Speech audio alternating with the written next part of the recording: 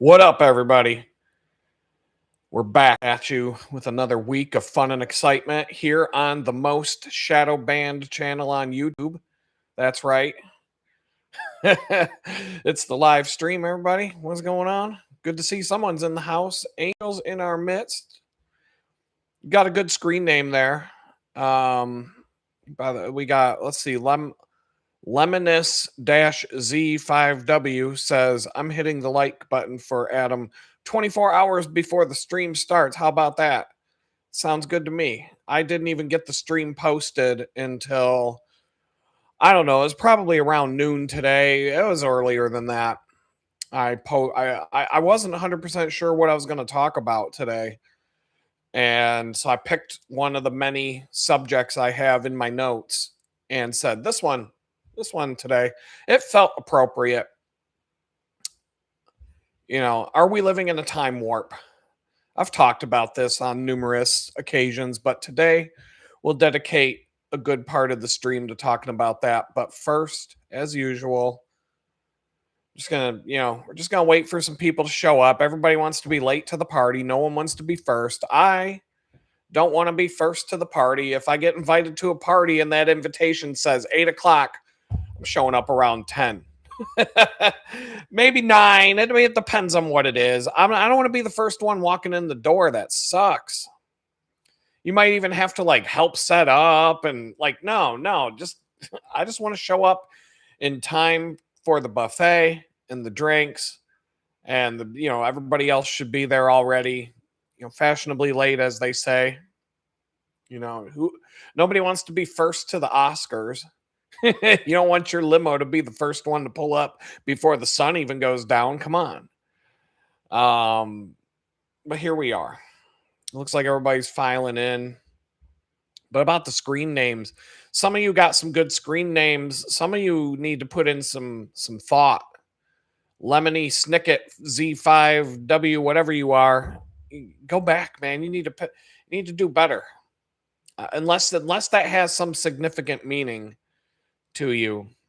My son, his Xbox screen name, now granted I helped him with this when he was 6 years old, was Darth Charles 999, but the 999 was his birthday, so it actually had meaning.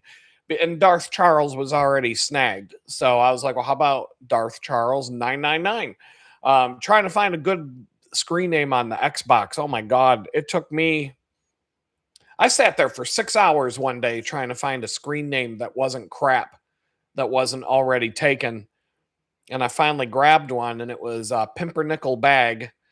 And I don't even know if I own that anymore. That's one of the accounts I have not bothered to try unlocking because ever since I got out the joint, I haven't felt like playing video games. I don't have an Xbox. I don't know if I'm going to get one. Grand Theft Auto 6 will be very tempting to not. If I go out and get a copy of Grand Theft Auto 6 when that comes out, y'all are never going to see me again, not for at least a year. In fact, if you get a VR headset with that thing, forget it. I'm just going to move to well, it's not San Andreas, whatever the state is in that game. I'm just going to live there from now on. What up, Joseph? Sylvia 2141. Hey, Adam, brother, hope you're well. Praise to the Lord. Glory be to Jesus. Amen, brother. How you doing? Good to see you. Good to see everybody else popping in. It's fun. It's gonna be a fun time. So today, I'll just I'm gonna talk about some random things before we jump into the topic. But I do have. This will probably be another 2-part, 3-part kind of topic because I could talk about this for hours. But today, being in the time warp, I got pulled in a lot of directions today, and YouTube has me in one of these elite creator boot camp things. I don't even know why I got invited to this thing, but I'm in a Zoom meeting with 100 people listening to them rattle on and on about some stuff, and I'm half paying attention. And I took it as an opportunity to spend an hour or so working on my YouTube channel. I had a bunch of videos queued up that I didn't put the metadata, titles, tags, thumbnail images, and all that the pre-game stuff before making them live. So I got 4 of them up there for the channel members. You guys get to watch that for the next couple of days ad free, and then I'll switch it so all the peasants can watch. And you're just gonna have to, you're just gonna have to put up with some ads. Hit that skip button. You know how to do it. We all do it. Or get yourself an ad blocker. You can still. They haven't stopped Brave completely. I mean, as long as I'm on my MacBook running Brave, I don't have to watch any ads for none of y'all videos. But if you're on your phone or your Fire Stick, TV, or whatever, you're gonna be watching a few ads. Um, some of these ads on YouTube are ridiculous too, because I'll hit a playlist when I go to bed at night and I'll just let some videos play through. But then an ad will pop up, and some of these ads, the skip button comes up in like 10 seconds. But some of these ads are like an hour-long video. So if I'm like asleep, or if I'm like not able to grab I don't necessarily want to hit the skip button every single time. If I'm working, like washing my dishes, listening to a video in the background, I don't want to have to like let the ad play and let the video come back. I'm fine with that. But then when these ads end up being an hour and a half, I'm like, I'm just sitting here like 20 minutes. I'm like, man, what's that? Is that still a freaking ad I'm listening to in the background? I got to go and hit that skip button. Or I'll just start having weird ass dreams like I'm at a Tony Robbins seminar and I'm getting yelled at about my limiting beliefs and all that, and everybody's doing jumping jacks and drinking the Jim Jones Kool-Aid, and I'm like, wait a minute. And I wake up and it's like a 2-hour long Tony Robbins ad, and I got to hit that skip button and go back to bed. And so, yeah, the ads on YouTube, I'm not a big fan of YouTube. But the one thing I found out in today's YouTube meeting was when you go into YouTube analytics under the YouTube Studio dashboard and you start digging into your analytics, of course they do. They have an AI bot now specifically for Google Analytics, and it's right there. And I never noticed it because I'm just not like this. They're just shoving AI into every freaking thing, and it's like, how much? I mean, are we like 6 months away from you don't have to walk anymore? Just have AI do it for you, and we're all just going to be a bunch of fat pieces of shit sitting in a lazy boy chair, zooming around town like that Wall-E movie. Like, just we'd never have to get up from your lazy boy chair because AI will do it for you. You don't even have to walk anymore. AI will do it. And so I'm sitting here and I'm listening to all this, it's not my crowd in the it's not my crowd at the YouTube meeting every week. It's the leftist blue-haired everybody gets offended woke soldier cult, and it's just not for me. But I'm listening to it in the background and kind of watching, and they start talking about the AI bot in Google Analytics, and I'm like, and you can pretty much ask it any question. I'm like, let's see what we can do here. So I go in and I start asking the bot, why is my channel shadow banned? That's the first thing I ask the AI bot in Google Analytics. And I get they start gaslighting you. The bot tells me in response, YouTube does not shadow ban channels. If you're seeing a decrease in views or engagement, it's typically due to changes in viewer interests or shifts in how the audience is engaging with your content rather than a manual restriction on your channel's visibility. And I'm, yeah, sure, okay. The search for shadow banning on YouTube indicates that while you can hide specific users from your channel to prevent their comments from being seen, there is no policy or mechanism that shadow bans a creator's content from the platform. And it just starts gaslighting me. Like, that's the same response that a human being would give you if you reached out to them and asked. And it says, based on your channel's performance, while there has been a negative trend in views and unique viewers over the last 12 months, your recent performance shows significant growth, and with views up by 134% in the last 28 days, that suggests your content is reaching and resonating with an audience. Oh, yep. And this to maintain this momentum, focus on what your audience currently enjoys, and keeping up with your consistent weekly publishing schedule is key. And so I was just like, I was like, whatever, dude. So I asked another question. I said, look, bot, I have not gained one single subscriber in my overall subscriber count in over 18 months. It's actually more than 19 months now. Not even one. Not even one. And I've watched videos and I've personally spoken with more than 5 or 6 other shadow banned creators who all tell the exact same story. Impressions completely die on a video overnight and never come back. Their channel subscriber count stays completely locked at a specific number for several months in a row. Could be 3 months, 5 months, 8 months. And I'm talking about people with 100,000 subscribers, 300,000 subscribers. One has 85,000 subscribers. Another one has 60,000 subscribers. But they'll look at their dashboard and let's just say it's 85,123 subscribers. It'll be that exact number, give or take 4, for 6 straight months. Bang, bang, bang, bang, bang. And that will never grow. And some of these people are saying that the guy with the 85,000 subscribers said that he gets about 100 emails a week, 100, from random people saying that they were automatically unsubscribed from his channel and they had to go resubscribe because they stopped seeing his videos in the feed.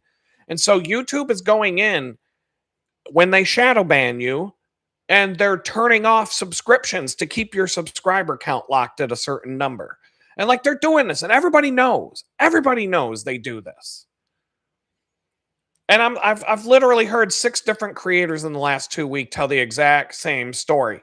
Word for word what happened to me. You say something YouTube doesn't like, your impressions fall off a cliff. You get no new subscribers. For me, it's 19 months, 6 months, 3 months, 8 months. Different person, different months. And it doesn't matter if you have 300,000 subscribers or 1,200 subscribers. And so I basically put this whole thing to the bot. Not exactly like I just said it to you, but a little bit condensed, but I've laid it out. And it's a robot, like I get. I'm just playing today. I'm passing the time. And so the robot comes in and says, I understand that seeing your subscriber count remain flat for such a long time, especially when you're hearing similar issues from other creators, is incredibly frustrating and must feel like a restriction is being placed on your channel. And then it just kind of gaslights me and a bunch of other stuff. Oh yeah, John JS, I was unsubbed from your channel for 1 week, Adam. I thought Glenn Beedshaw reported me. So yeah. YouTube unsubscribes people from channels they don't want them seeing. They do it. And if you look at I'm not going to pull up the screen because it's not worth it, but from September 2020, because I was talking about COVID being a scam. Boom, here we go. I just shadow banned myself again for saying that. Every time I say that, they do something to me. And so I don't beat around. Like some of the creators, they're like, that thing I'm not supposed to talk about where they put the jabby jab in your army arm and you got to speak in secret code and everybody knows what you're talking about. But I can't because the algorithm will hear me say bad things and they'll punish me. I'm not going to do that. I'm not going to self-censor. I'm not going to dance around the subject. I'm going to drop it on the table while it's hot and say it like it is. And if YouTube is going to throttle me and punish me for it, well, then fuck them. Fuck them. Let them do it. I'm not playing this stupid ass game. I will find a way to win. I don't know how long it's going to take, but I will find a way to beat these motherfuckers. Just give me some time. Just give me some time. I'll come through I'll find whatever open door. I'll jiggle all the locked handles on all the doors and bring a lock pick and I'll figure out how to get one to open. I'll find it. I'll beat them at their own game. But for now, I'm not. It's been 19 months. And I'm like, I could put up a video of a fish bowl with a goldfish swimming around in it and have one video on my channel, and I would get more subscribers to my channel than that in 19 months. So, keep gaslighting me. But when you look at the analytics, as soon as I started talking about COVID being a scam, boo, here we go again. As soon as I started talking about that, boom, 30,000 impressions dropped to 100 impressions per video. Gain 1,200 subscribers in 60 days when YouTube says it takes an average of 15 months for a channel to get there. And then all of a sudden, poof, lockdown, not one new subscriber for 19 months. All because you said something they don't want you to hear. So obviously you should stick around, because if I'm saying the things that you're not supposed to hear, we're going to have a good time. We're going to have a good time tonight. Share it with your friends. Tell everybody you know. I don't know, man. Word of mouth has to be the way I do this. I'm actually getting some traction on X. So if I could just bring those people to the party over here, hit that thumbs up button, all that stuff that they tell you to do. I don't, I hate being the YouTube influencer guy that make sure you smash the thumbs up and the bell and the like button. I hate doing that. But you have to do it because the algorithm depends on it. Your livelihood on YouTube. Not that I care about the money. I'm just here for fun. If I get paid for it, so be it. I may as well get paid for something. I don't want to work. I've made up my mind. I don't want to work for a living. Why? I could get on YouTube. I figured out I could get on YouTube and play. There's people on YouTube who play video games. They plug in their freaking Xbox and start playing a video game. They got like 500,000 people watching them play a video game, and they're making 60 large a month. And here I am, like, working. Seriously, what am I doing? What am I doing? Like, I may as well go get an Xbox, write it off as a business expense, plug it into YouTube, and get 500,000 subs for playing Grand Theft Auto 6 when it comes out. Like, if that... why start a business? Why do anything legit? I don't have boobs. I don't have a vagina, so I can't go on OnlyFans. I'd be there already if I could do that. But, penis, people don't pay that much for pictures of penises. So it ain't going to work out for me. So I just got to keep plugging away and work. But anyway, I'm just gonna breeze through like this thing. It just turned. But here's what the bot told me. The bot actually, what did it say? Hold on, I'm trying to scroll. I copied and pasted what the bot said, but it said so much stuff. Oh, right here. Why impressions have changed. Remember, I have told you this theory many times on this channel if you've been listening to me talk. But the robot is backing up what I said. Why impressions have changed. When your content format or topic changes significantly, it affects the interest graph the system uses to find your viewers. Audience disconnect. The 1,200 people who subscribed for the homeless series when you were homeless may not be as interested in a productivity, rise and grind, or comeback story, or a 3-hour live stream. When your existing subscribers don't click on or watch a new video, the system interprets that as even the people who know this creator aren't even interested in him anymore, which stops it from showing that video to new people. Video length versus reach. Your current videos are often 40 to 60 minutes long, and your streams are multiple hours. While these are great for deep engagement, because YouTube wants you, first of all, they want you broke, they want you sick, and they want you stupid. That's why they want you watching the short videos all day long, because it's a copy of TikTok. They turned Instagram into TikTok. They turned Facebook into TikTok. Instagram used to be about people showing off their photos, and now it's just a bunch of dumbass TikTok videos. TikTok is TikTok, just a bunch of retarded ass shit. And now they're making YouTube into TikTok. Like, that's all they want you to do is watch dumbass TikTok videos all day. They don't want you to learn anything or or get anything of any substance. They just want to push garbage at you all day long because they want you to be broke. They want you to be penniless and broke, sick, mentally ill, physically ill, fat, lazy, lethargic, no energy, cancer ridden, heart diseased, whatever they can get you with. And they want you stupid. They want you stupid because when you've got a bunch of billionaires in charge, and they're not just billionaires, they are billionaires who rape kids. When those are the people in charge, they want to stay in power. They want to keep on raping kids. They want to keep on scamming the public. They want to keep on doing what they do, living their best life. A society that is intelligent, physically fit, mentally fit, and wealthy enough to be self-sufficient, that they don't need these corporate jobs, and they don't need your help. That's a threat to the 1,500 to 1,000 billionaire satanic child molesters who run America and the rest of the world. Because there's billions of us versus like maybe 1,000 of them. So they have to keep you broke, dumb, and sick in order to control you. And so the YouTube is just part of the propaganda machine. So they promote the things that are bad for you. And anybody who gets out there and tells the truth, or,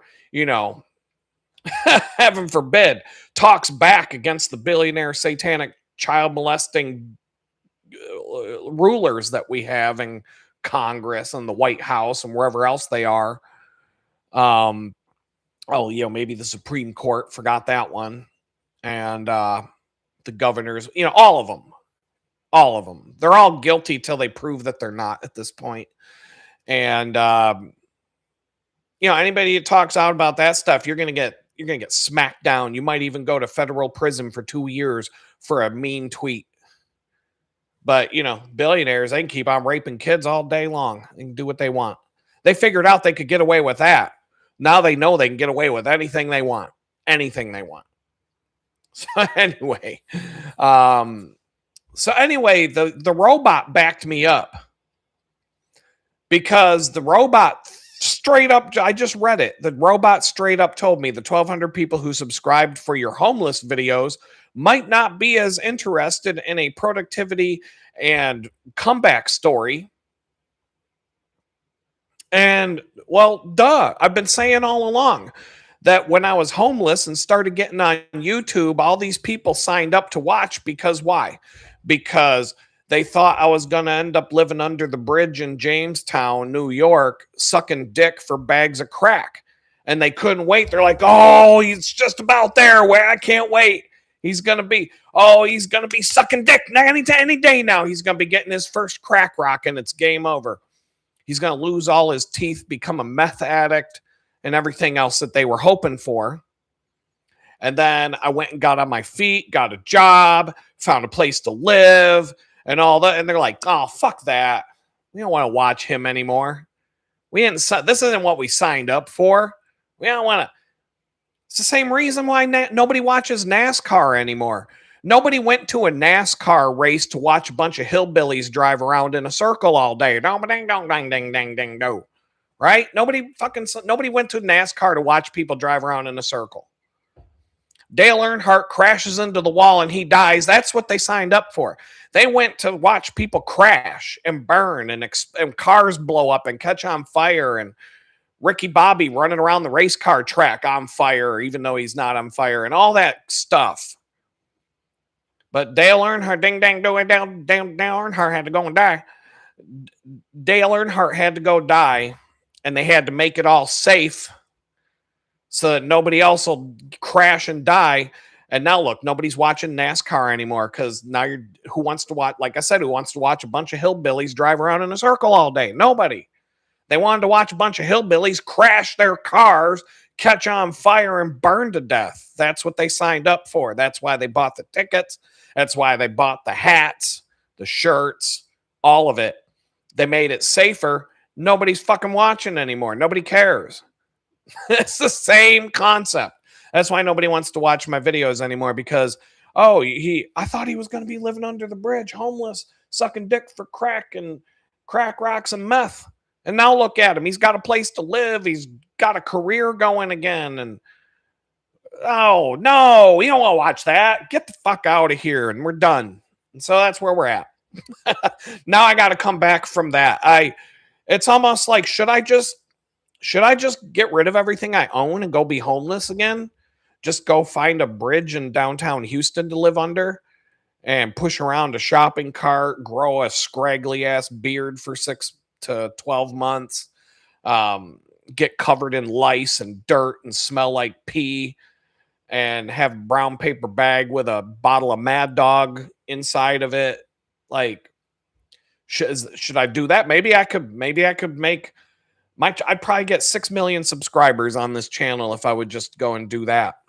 And that's what the bot told me today. The analytics bot said, look, if you would have just gone and lived under the bridge, sucked dick for crack, you'd be making so much money right now on YouTube that you'd be able to buy even more crack.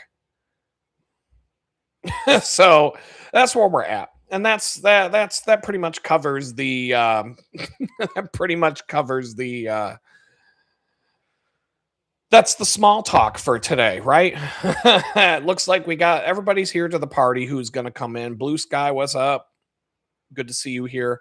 Since you're here, and since I just got done talking about living under the bridge, sucking dick for crack, now would be a great time to talk about Jesus, right? They go together.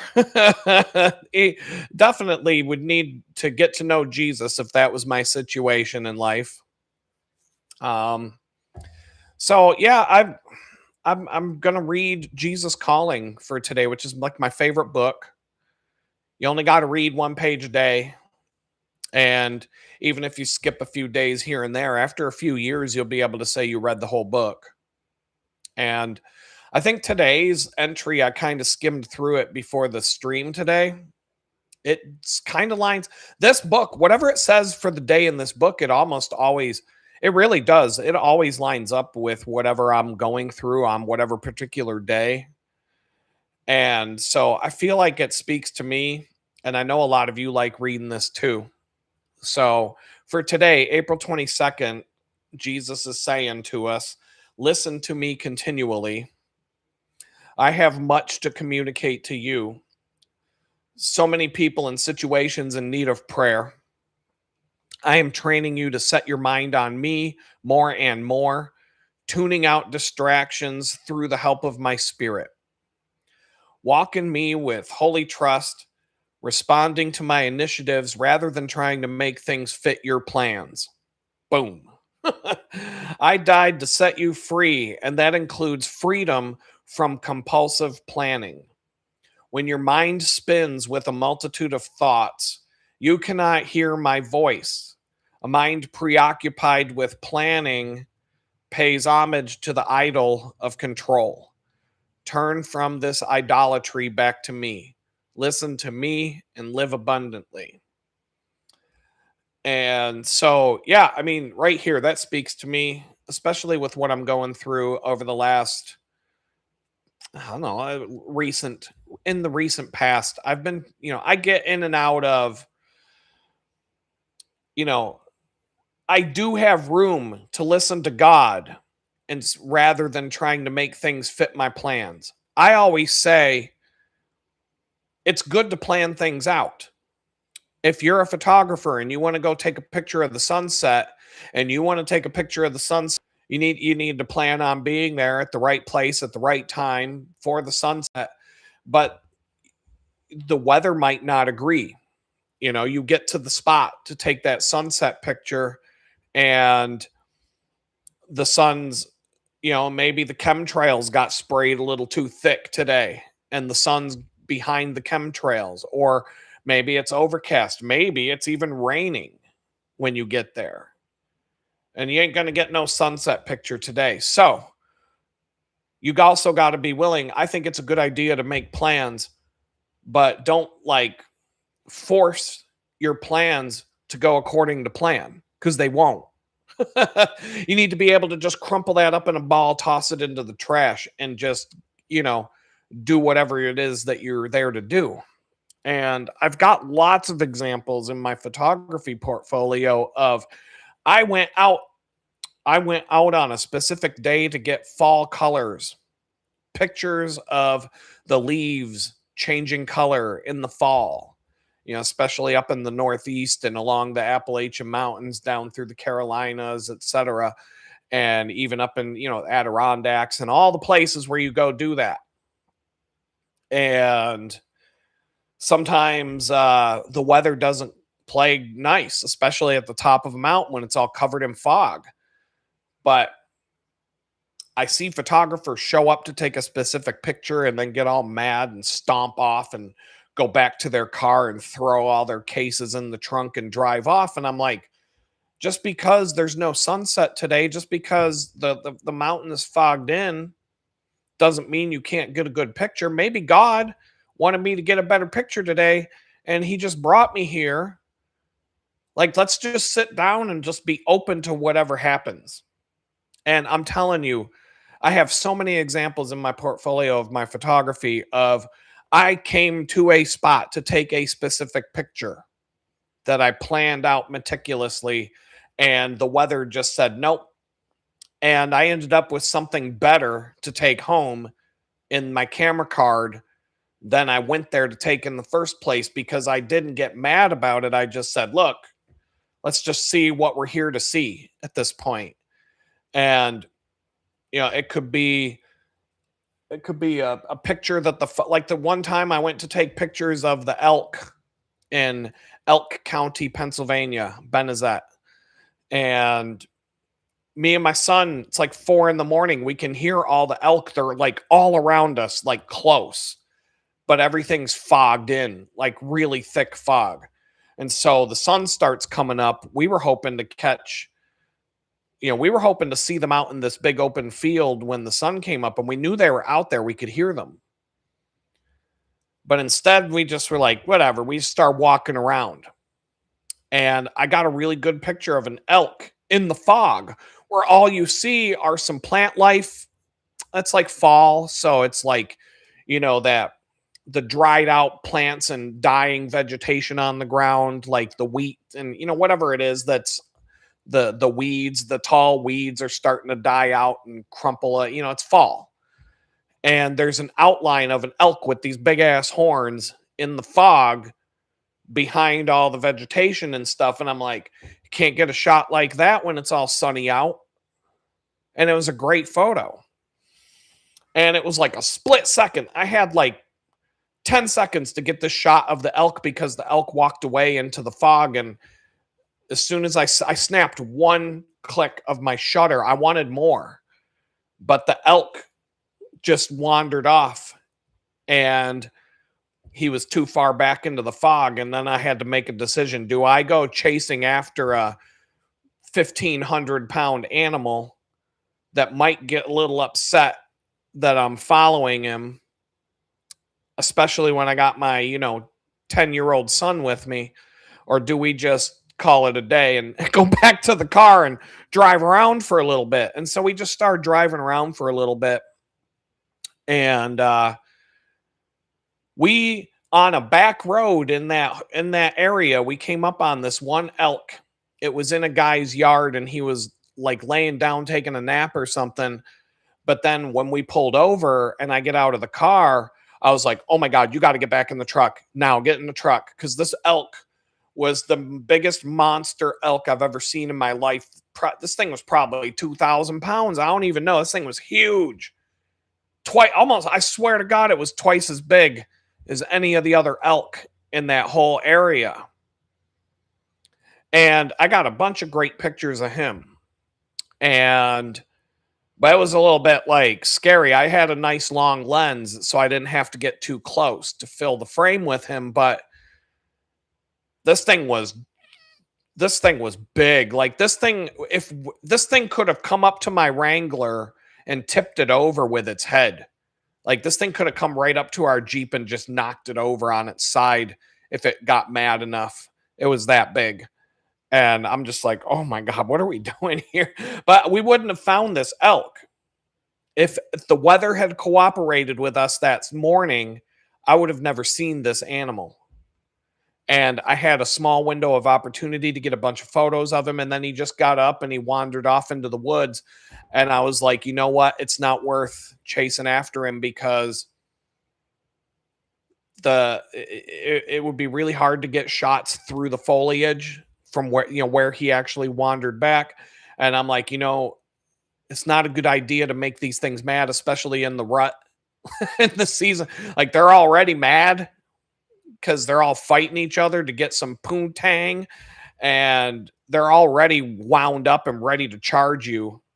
So you gotta be on your toes and just, keep a distance and just chill.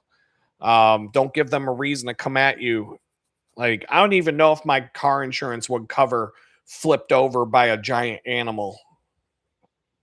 Um, so here's Jesus calling. Walk in me in holy trust rather than trying to make things fit your plans. That's exactly what I'm talking about. I have plans, but I tend not to get too bent out of shape when things don't go according to plan. There are times where, let's see, what does it say? I died to set you free, and that includes freedom from compulsive planning. There are times where I just don't feel like I'm doing enough. And I'll go to my Google Calendar and I'll try to meticulously plan out an entire week, like 8 in the morning till 11 at night, just bang, bang, bang. This is exactly what I want to do every day. And that don't work. That never works. I'll try it from time to time, but I never stick with it. It never works. Compulsive planning never works. You don't know what's going to come up on Tuesday when it's Sunday. But, plan a little bit. I work at a bakery. We had, in the bakery, they come up with a plan of this is what we want to make today. But things don't always go according to plan. Things go wrong. Business might be busy, might be dead. There's a lot of things that are outside of your control. So we have a plan, and sometimes it does go according to plan, but when it doesn't, we just, figure out how to make it work. And that's what that's what he's telling you to do here.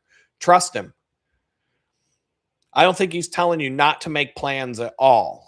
Just be flexible. Make a plan, but be ready to throw it in the trash, and don't be upset if that's what you have to do, because Jesus might have something else in mind today, and you just got to roll with it, And it says right here, a mind preoccupied with planning pays homage to the idol of control. So if you're trying to manage your life like the president's handlers manage the president, like if you're the president of the United States, part of the reason why you're so out of touch and you have you're completely clueless as to what the people who voted for you actually want you to do is because you're in this bubble and you're surrounded by people who control your every move, down to every single minute of your schedule, down to like they're probably within exact seconds on on the presidential Google Calendar or whatever they use. Time is micromanaged down to like the second. He's going to give this speech, and then Secret Service escorts him to the beast, to the limo, and then the limo goes 14 minutes and 32 seconds later, he'll be at the tarmac. 42 seconds to go up the stairs and get on Air Force One. And every single second of your day is managed by somebody that's not you. Now, you're the president. You can just say, you know what, I'm going to do what I want. And they pretty much can't do anything about it within reason. But like that, the handlers, they don't want you going out and shaking hands and, kissing the babies and all that stuff. They want you going to the billionaire club to find out what your orders are this week, or you ain't getting your campaign funds for your reelection campaign. And, they're just micromanaging your schedule like that. But if that's how you want to live your life and you're just trying to control everything to that level of control, it's all going to fall apart for you, because Your mind is preoccupied with planning, and Jesus is calling that like that's an idol.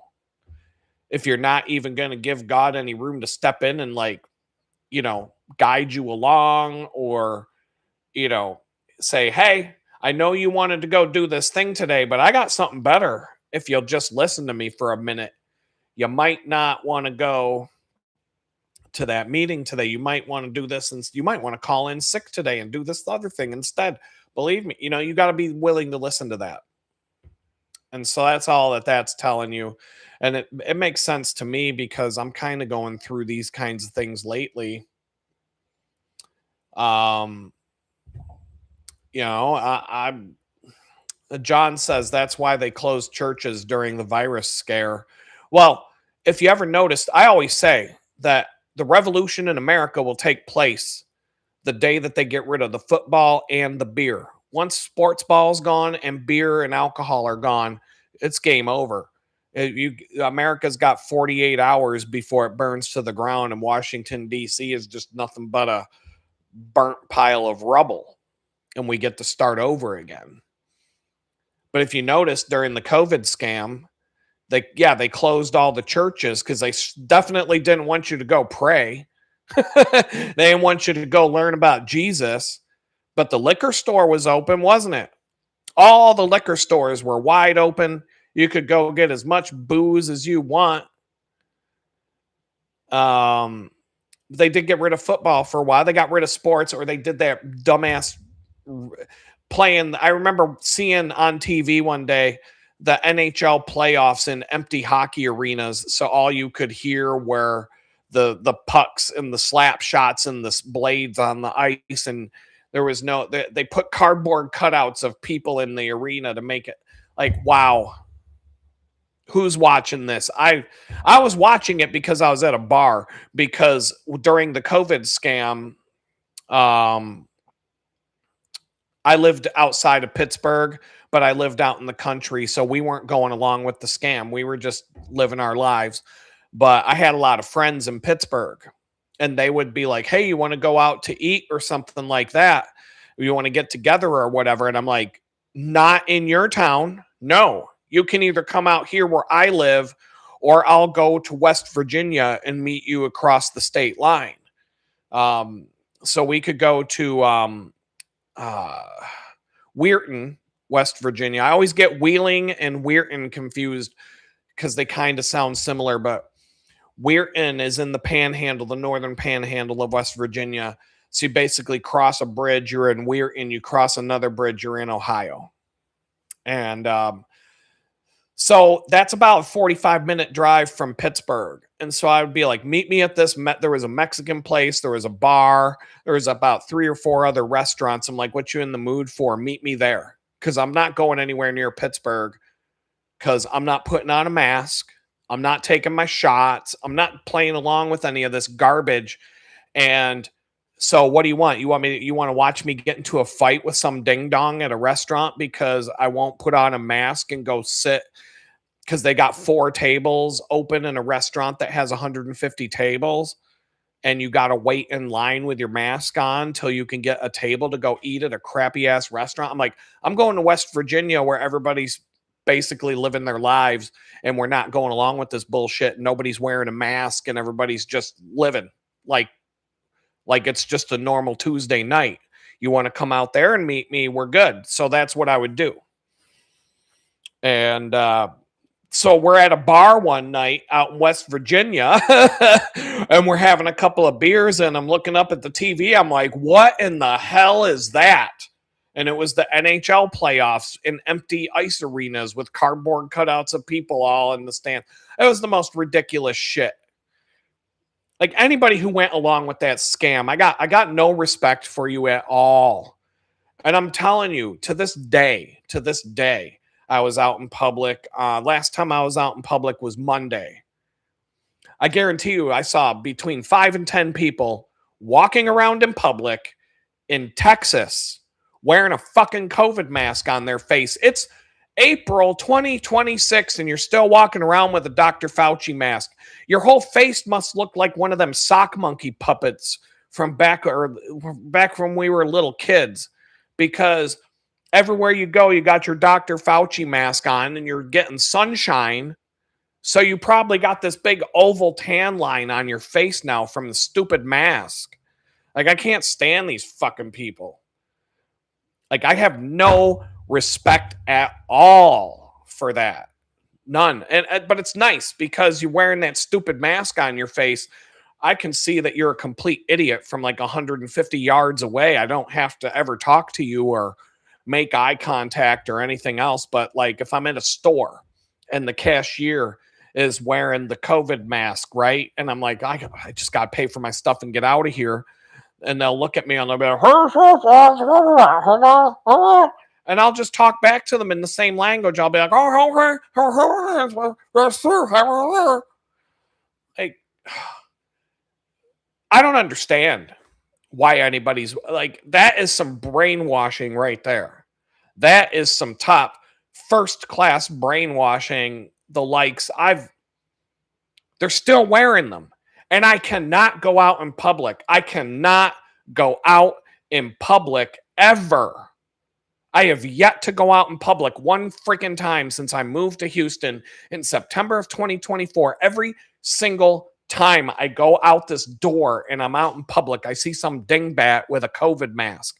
I can go on a hike in a park, hiking on trails out in the woods, and I'll see some fucking dipshit with a COVID mask on their face going on a hike through the woods.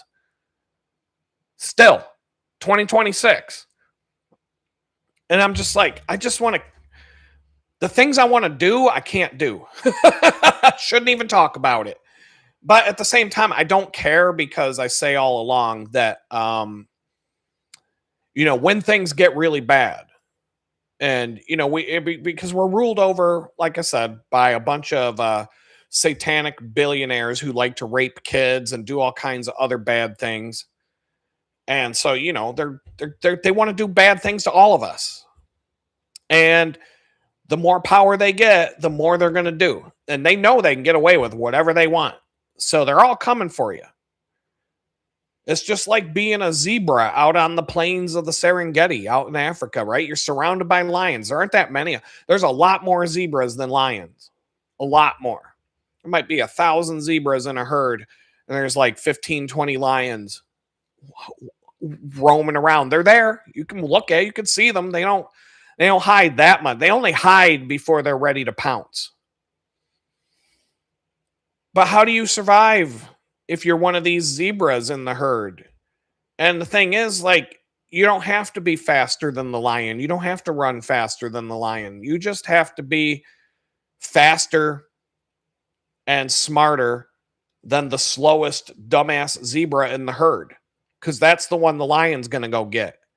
And so when I see these people walking around with the COVID mask on their face, that's the dumbest, slowest zebra in the herd. And there's plenty of them. So when they start coming for everybody, they're going for them. They're going for the biggest idiots first. They're the ones going to the slaughterhouse before anybody else. And that's going to give you enough time to get your act together. Get your guns, get out to the woods, get to your bug out cabin, whatever your plans are for when things just finally collapse. Whatever you're going to do to make your last stand, that's going to give you're going to have enough time because you're going to see all these dumbass sheep get rounded up first. So let them walk around in their COVID mask. That's just like a big symbol. That's just like a big sign saying, hey, come take me to the slaughterhouse first. And we need these people. Like, I don't want to get rid of the dumb. I don't want to wake people up anymore. When I started to wake up to what's going on in the world, I used to think it was my mission, or I thought, I would like to do something to help wake people up and contribute to society and all that. No, now I don't. Now I would rather the people that are asleep stay asleep. Just go, live your beer and sports ball life, because you're the buffer zone. But when things get serious, you people are the ones that are going to give people like us enough time to figure things out and get our act together if we're caught off guard a little bit. So we need you. We need the dumb sheep. So I don't even know. There's a transition here. I'm just gonna jump into it. Are we living in a time warp? Because I mean, it just feels like I blinked my eyes last week after the live stream, and now here we are again. It's another Wednesday, and I'm like, I don't even know where the time went. It's like that, and I'm not the only one talking about how time just feels wrong. I have watched a lot of YouTube videos. I've talked to a lot of people. People are talking about this. Um, so anyway, it doesn't it feel like time is accelerating dramatically right now. It feels like I said, everybody I know has said something about this, that it doesn't feel natural, and it doesn't feel. I mean, if you look at the thumbnail for today's video, it's big giant clock with a bunch of dumbass sheep surrounding it trying to grab onto it, and it's being sucked into the CERN whatever particle accelerator thing. And it's like, and then here's all the clouds, and where it's like, what do you call that, a wormhole. It's like Stranger Things. It's like, that there's just a bunch, some mad scientist, in the Dr. Fauci club, messing with the clocks. Oh, they're just experimenting with these particle accelerators. Like, aren't you worried that the universe, that you could just blow a hole through the fabric of space and time and completely destroy the world? Well, yeah, that could happen, but well, fuck it, hit the button. Let's see what happens. That's how they are. They don't care. They don't care what they do. It's just like that. It's not exactly like that show Stranger Things, but it's not. That show Stranger Things is more truth than fiction. And I mean, it's all based on the CIA's MK Ultra program. That's like, the whole thing is based on that. And these are all things that they did. Like, this is documented. The experiments that they did on people and continue to do to this day. And so, yeah, why not mess with time itself? But everybody's talking about this, and but it's like, in my experience, I'm going to talk about all the logical, explainable ways that this could be happening, but I think there's more to it than that. But the days, they just blur together, right? It's like Monday's here, and then all of a sudden, boom, it's Monday again. What the hell? There was supposed to be a whole week between that day, and now we're back. And it don't even feel like a week.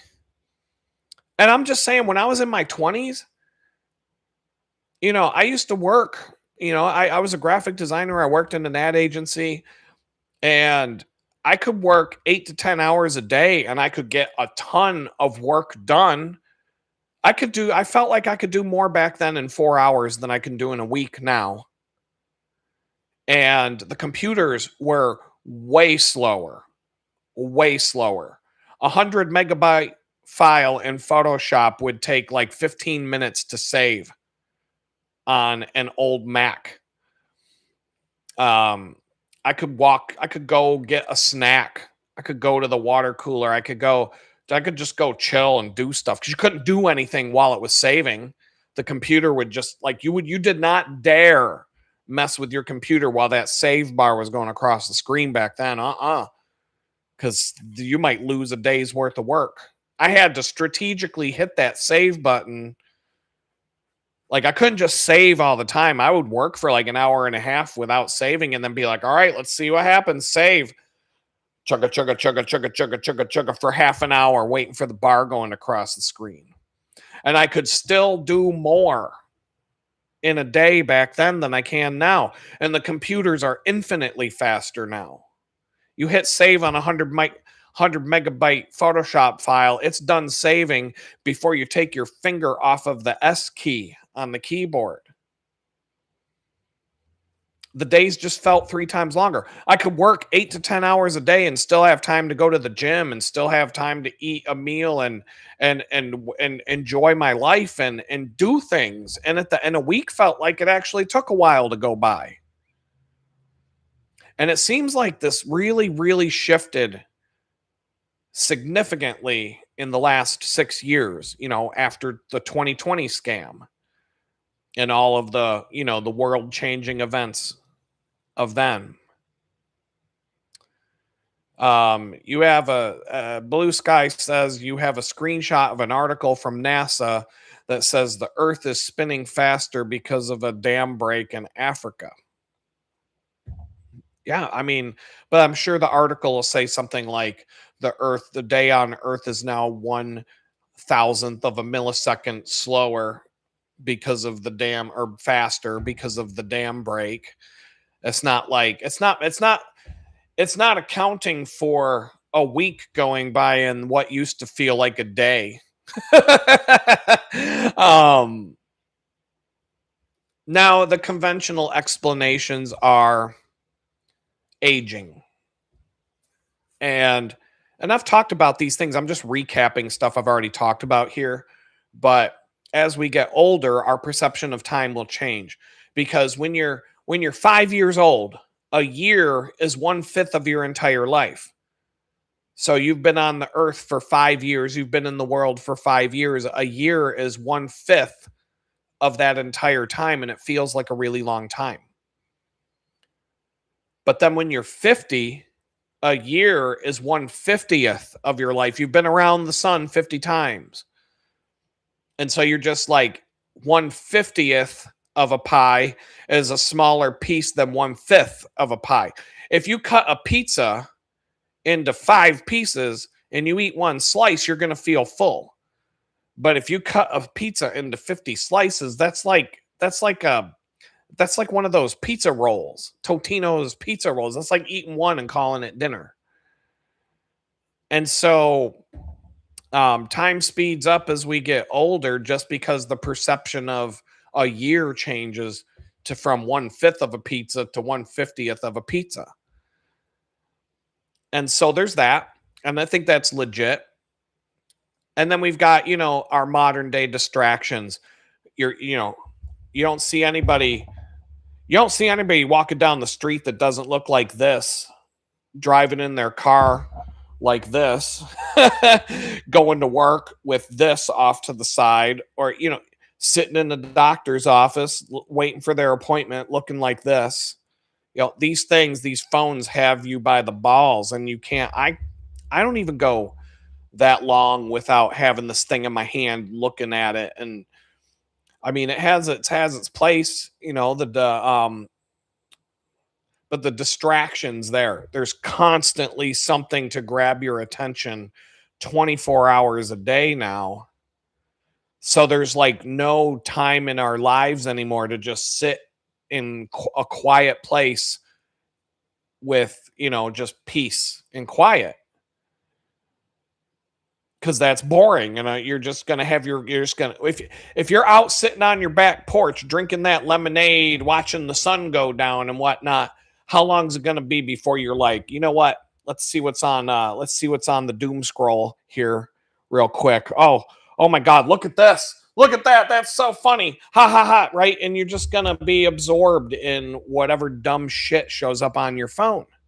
Or, oh, I got a text message. I got a right. Oh, I just had a recruiter reach out to me like an hour ago about a job.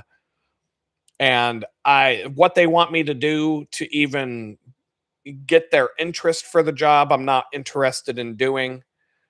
It's more of a video editing job, and I would have to put together a whole video editing and motion graphics portfolio by tomorrow to impress them. And I'm like, yeah, that's not going to happen, because my whole portfolio is user experience design, and it's not video and motion graphics and all that. So I just was honest. I was like, look, I don't got time for that. So you might want to, if you can convince somebody to be like, look, just take his word for it. He knows how to do it, but I don't expect you to. But then we were talking, and she was like, "Well, I've got other opportunities I'm looking to fill, and you seem like you would be a good match for most of them." And she's like, "You want to have a talk to? You want to talk on Zoom tomorrow?" And I said, "Okay." So, but it's constant distractions. Today and yesterday were just nonstop distractions. Um, but I think, distractions, the modern day, aging. But the thing about aging, little kids are telling me the same thing, that time feels like it's going by too fast.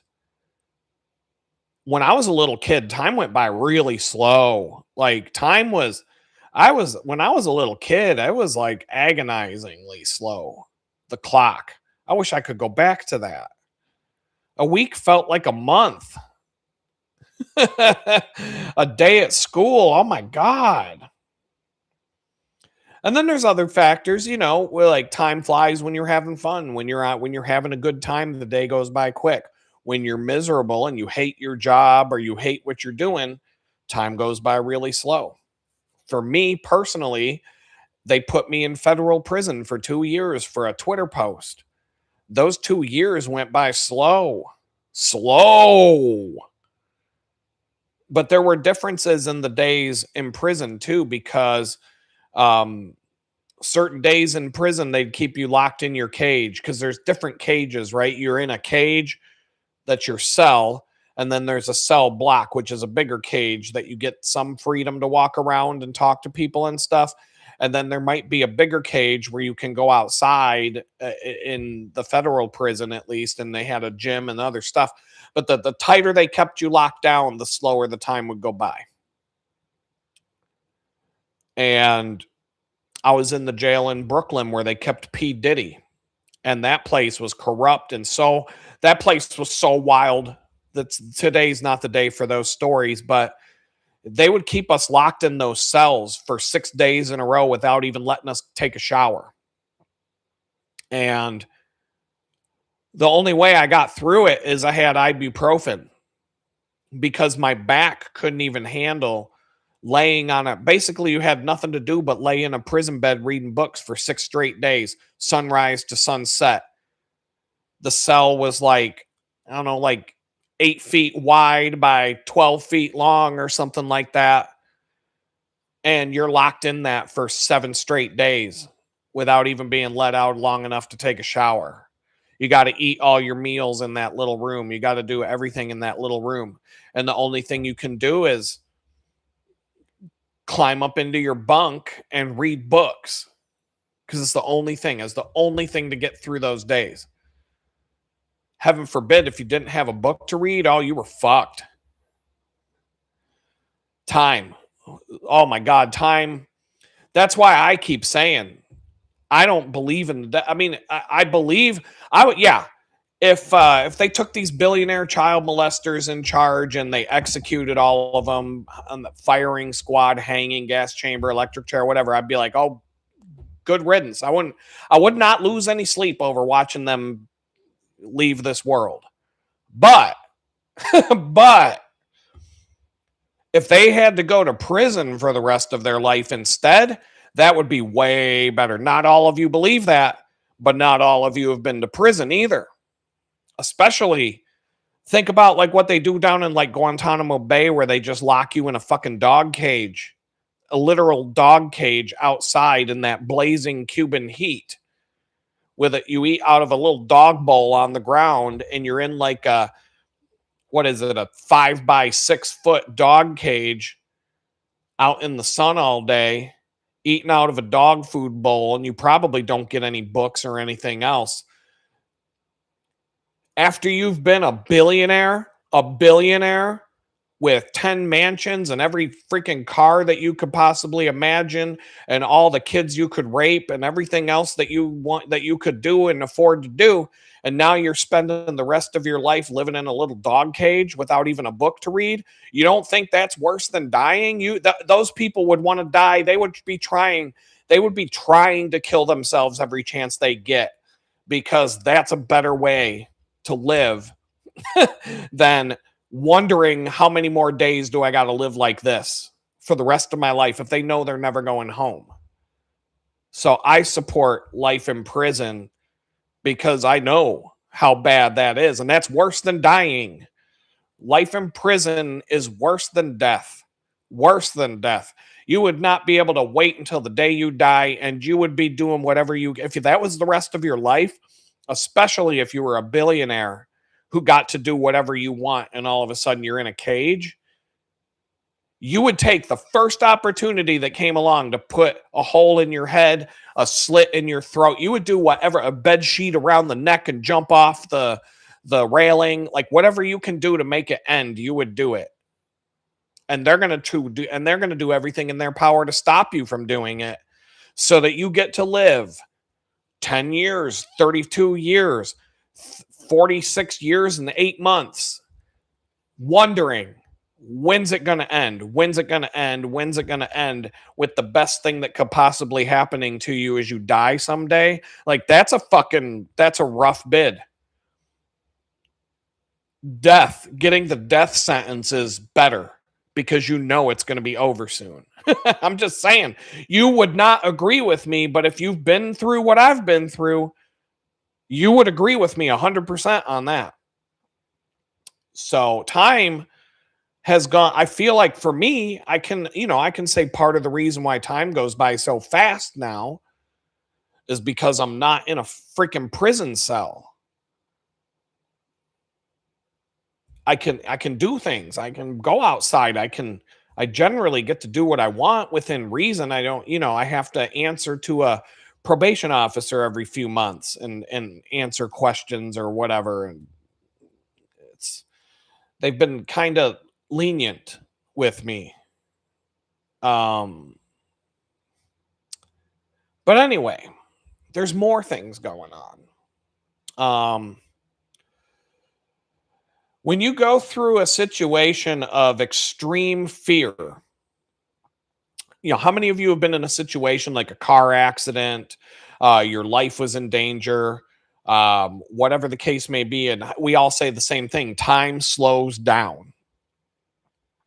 And so I've shared these stories before, but there was a time where I've got two. I'll share this one story. I've got lots more, but just to give you an example, I know I've shared this before, but my best friend and I were riding our bicycles down the bike trail one night, and it was at night, and it had been raining, and the surface was slick, but mostly it was at night, and we had lights on our bicycles, but they weren't really bright.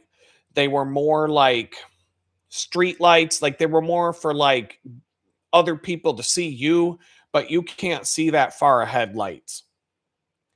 But we rode this bike trail hundreds of times, and we were flying. We were going close to 30 miles an hour.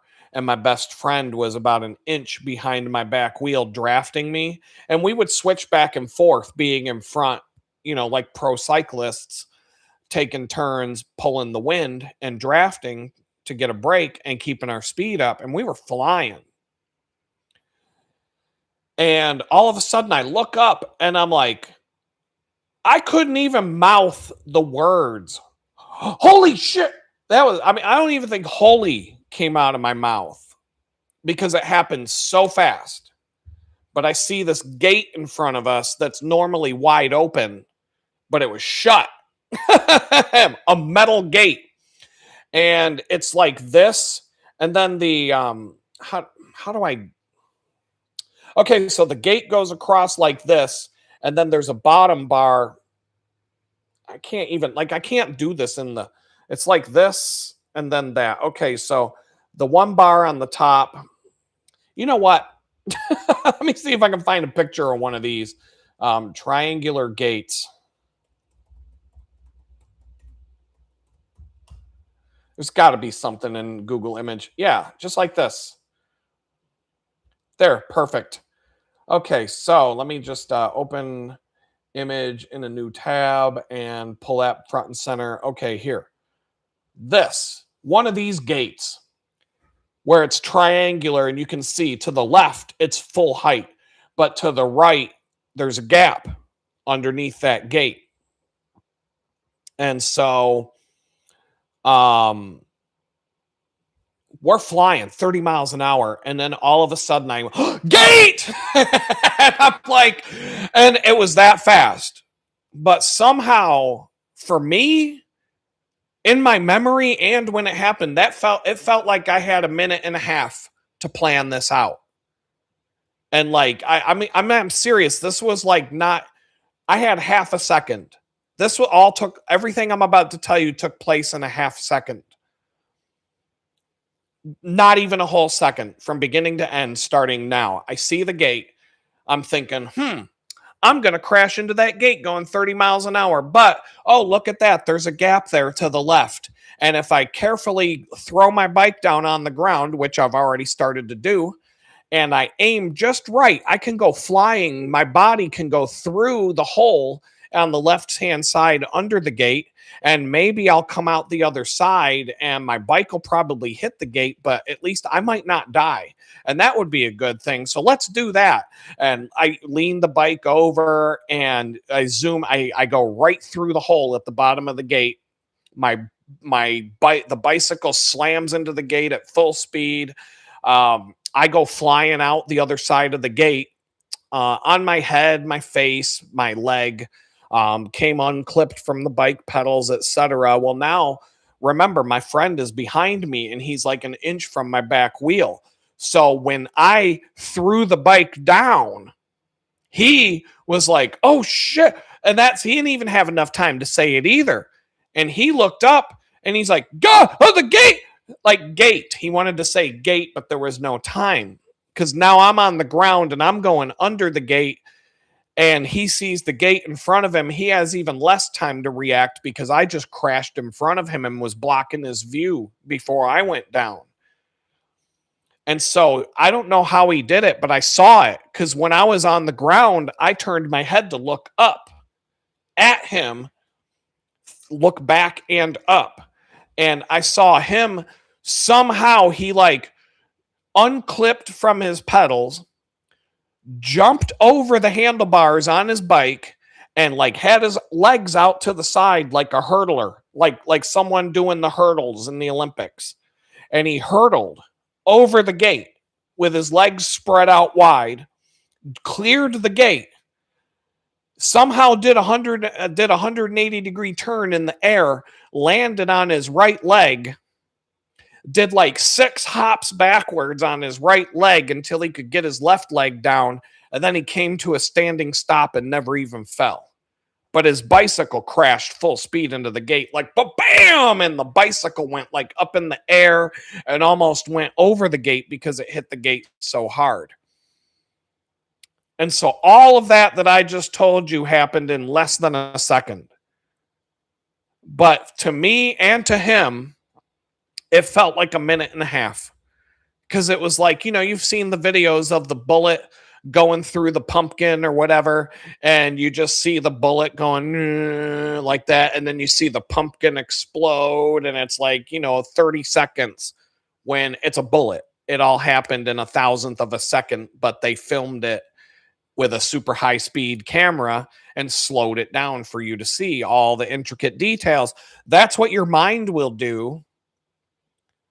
Yeah, well, you're asking me, JS, did time slow down when the lady hit you with her car? That was the second story. I wasn't going to tell it, but I'll give it a quick one.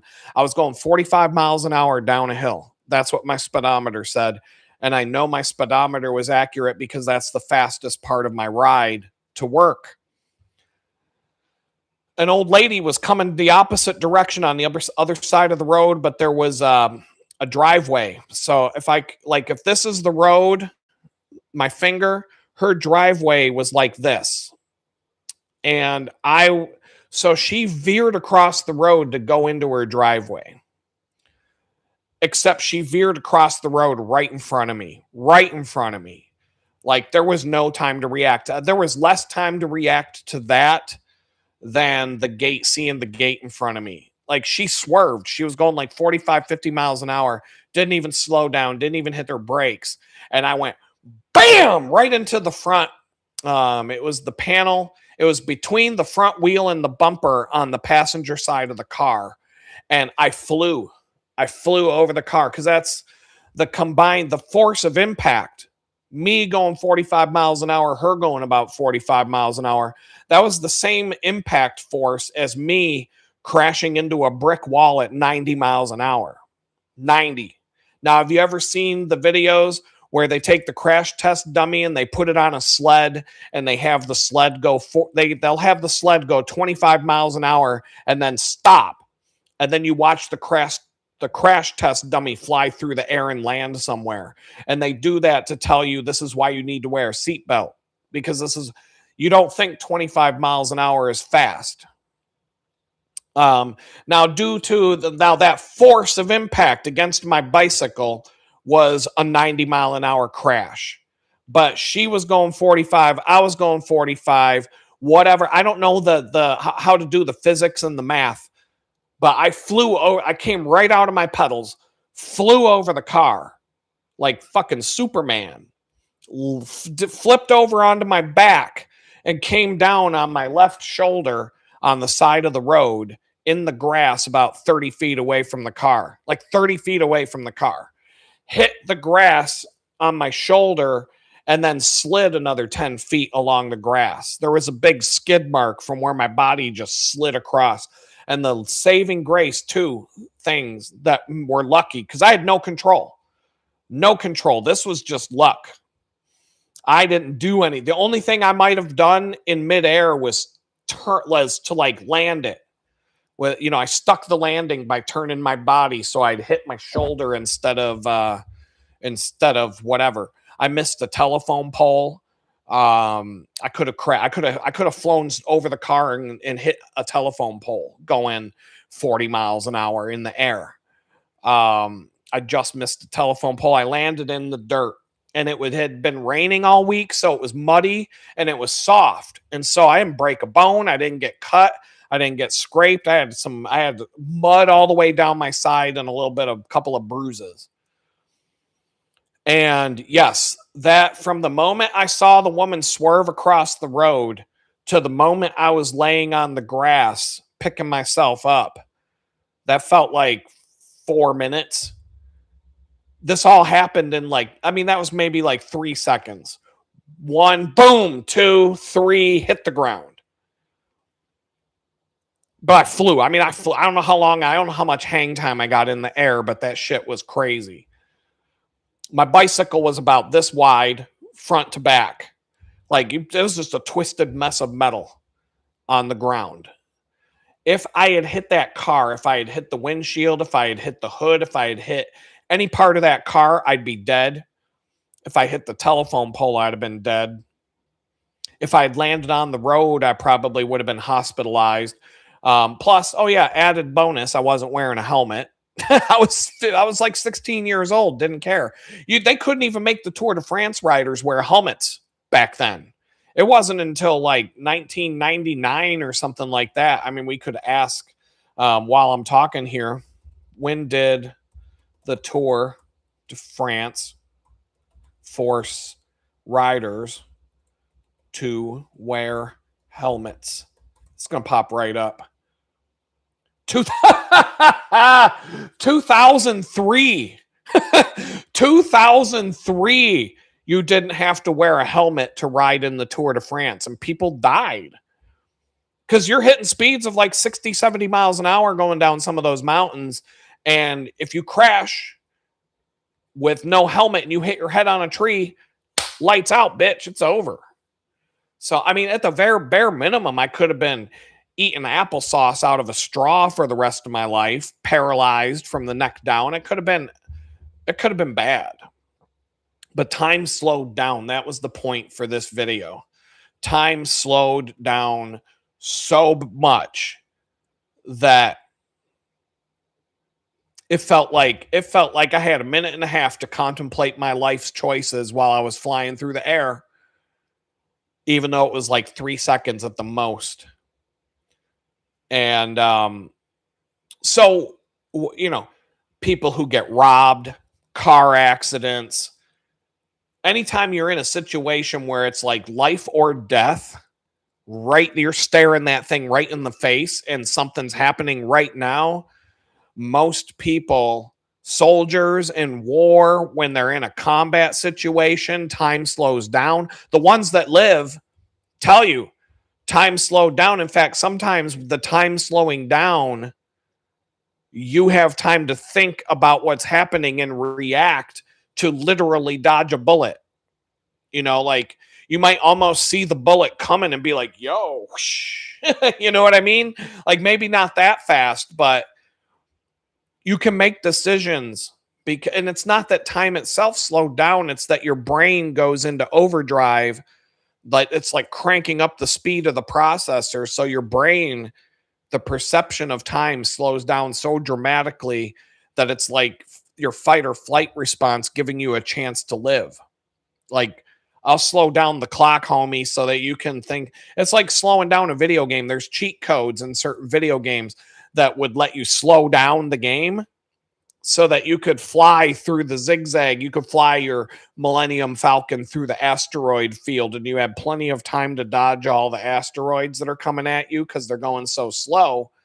When normally at the normal speed, you're just going to crash and burn every time you try because they're just coming at you too fast and you can't react fast enough. So it's kind of like that. And that happens to people, and people talk about this all the time. And but then there's another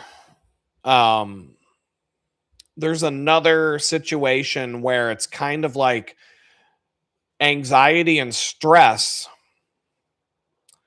when you're going through, when they, instead of like that life or death situation where you've got a split second to live and you've got to like dodge a bullet, literally see the bullet coming and go whoo out of the way and let it go past you. Maybe you get nicked in the ear.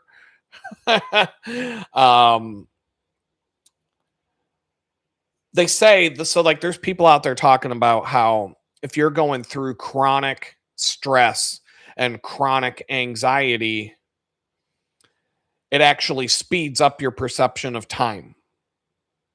That if you're constantly living in a place of dread, like you're waiting for the shoe to drop, you're waiting for the Civil War to start, you're just constantly on edge. You're like, what are these pricks going to do next? And for days, months, years at a time, that it actually causes time to go by faster because your mind is in like this time warp of processing all of these things that can go wrong. And you're just waiting and waiting and waiting and waiting for the shoe to drop. And you're constantly in this fight or flight mode, like, waiting for the tanks to start rolling down the street, waiting for them to start kicking down doors and taking everybody to the concentration camps or whatever they're going to do. And when you just live like that day after day after day after day after day, time just speeds up. And look how many of us can say we are not living like that since 2020. Because what is, these satanic, child molesting, billionaire scumbags who are in charge of everything, they just keep throwing one thing after the next, after the next, after the next down our throats. And it's happening so fast on a daily basis that you can't even keep up with it. I couldn't even list all the things that they've done since Trump became president the second time around because we only have another hour and a half here to be together. And I don't want to, spend the hour and a half just listing it all out. But every day it's something new. Oh, we're going to war with Iran. I thought you said we didn't want another war in the Middle East. Fuck you. I changed my mind. Like, that's one thing. AI is taking everybody's job. Amazon just got rid of 30,000 programmers and they're having robots write the code. And then the robots screwed up, caused 1 million orders to disappear. 1 million customer orders vanished into thin air. Turns out it was $100 million worth of money just poof, gone.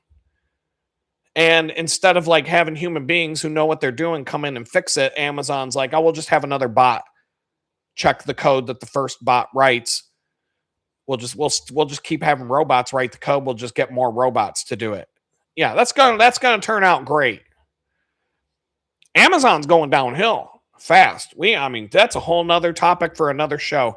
I went to Kohl's the other day to buy clothes because I had to make an Amazon return, and you can take your Amazon returns there now.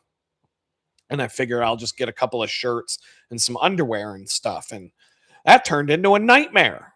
And so one of the live streams coming up, I've started taking notes and getting my thoughts around it. I don't know what the title's going to be, but the subject of the live stream is going to be how it's a nightmare to go to the stores now. Like how shopping in stores is the most miserable experience out there. And why I'm pretty much like, I'm never going to Kohl's. I don't think I ever want to go to a store again, except for the grocery store. And I'm kind of like, I can tolerate the grocery store still, especially when I choose to go to the grocery store. I always pick times when it's not busy. I always pick good times to do that. And I'm there for groceries. It's not like, I can I can roll with the punches at the grocery store. If they ever get to the point at the grocery store where you have to ring up your own groceries, like you go to Home Depot, you have to ring up your own stuff. They don't have cashiers anymore. Kohl's is a total mess.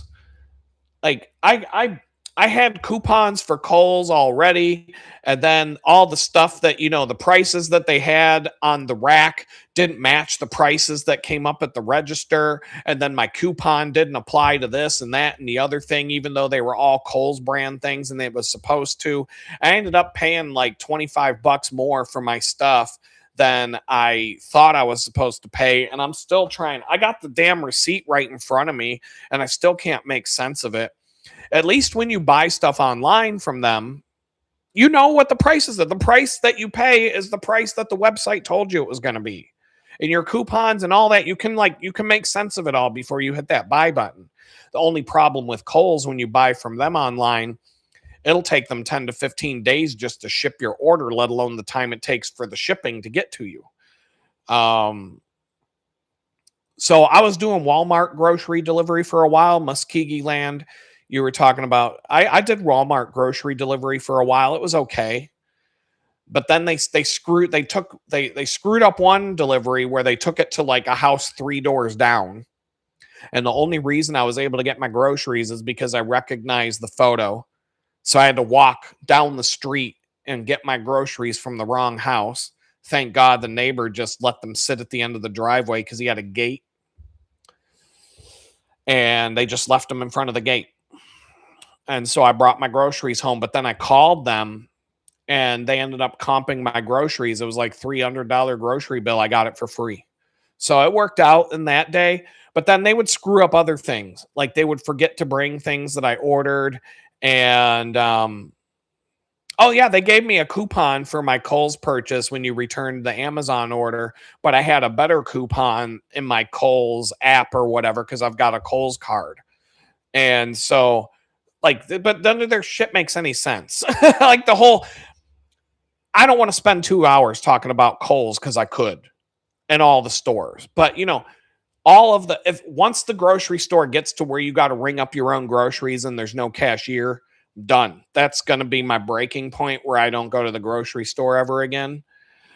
I think I'm pretty good at.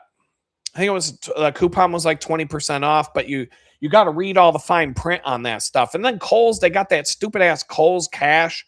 So I've got $30 in Kohl's cash that now I got to go back to Kohl's or I'm going to lose, I got to spend my $33 or $30 of Kohl's cash, get a couple more shirts or whatever. I already know what I'm going to get. I'm not getting anything that I have to actually try on. I'm just going to go pick something up. Or I'll just use the Kohl's cash on the website, which might be what I do because I know what sizes I am for the different things that I bought. I know what size I am for anything I would want to buy there. So I don't really I'm not buying anything online that I already don't know I'm going to like. So I'm like more like athletic clothes, shirts like this. I have stacks of these synthetic workout shirts.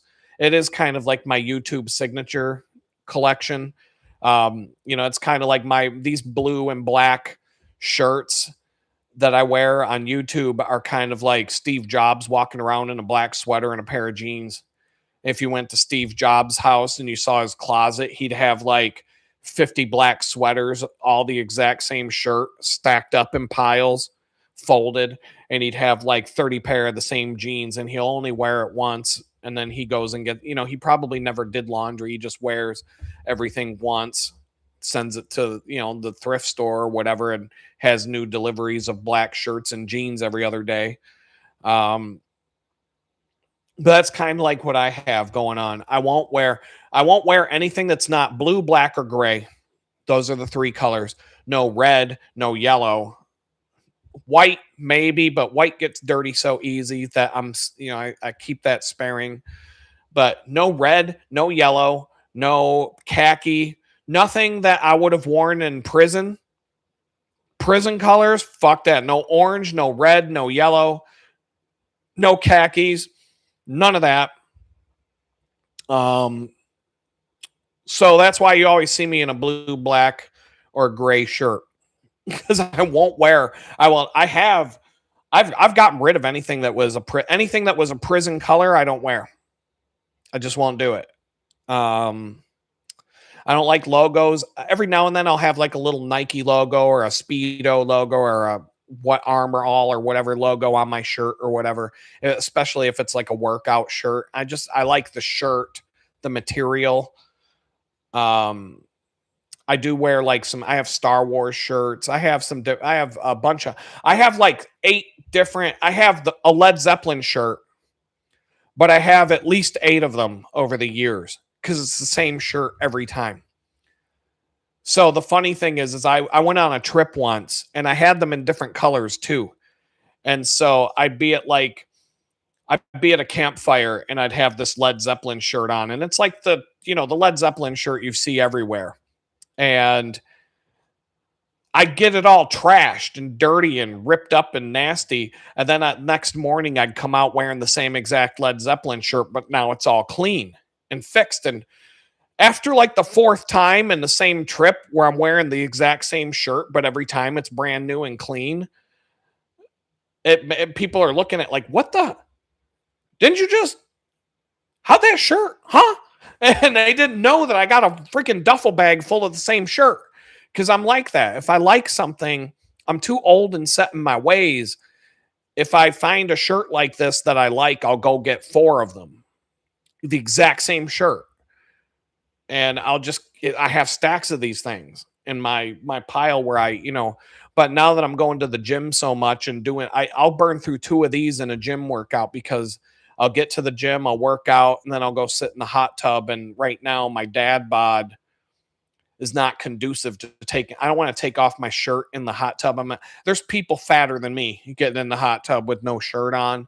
I'm just going to save the public from being exposed to that. I'll just wear my shirt. But then I go and take a shower and I got another one to change into. So I'm burning through these things fast.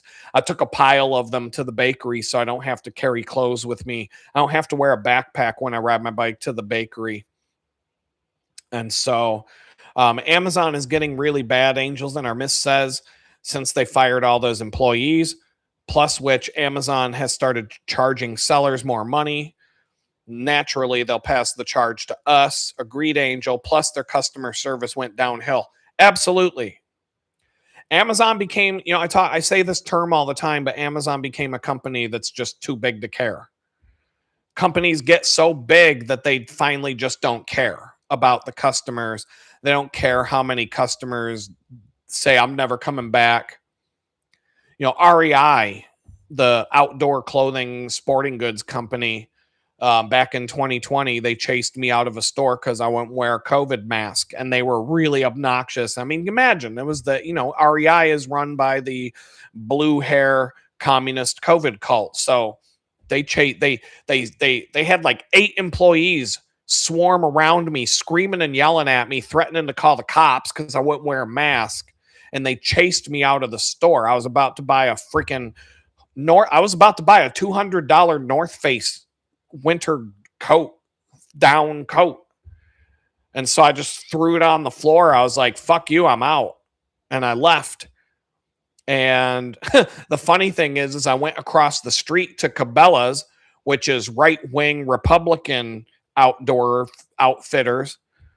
Like the exact, like they sell the same shit, except REI sells baggies that when you poop out in the woods, you can put your poop in a plastic bag to bring it home with you.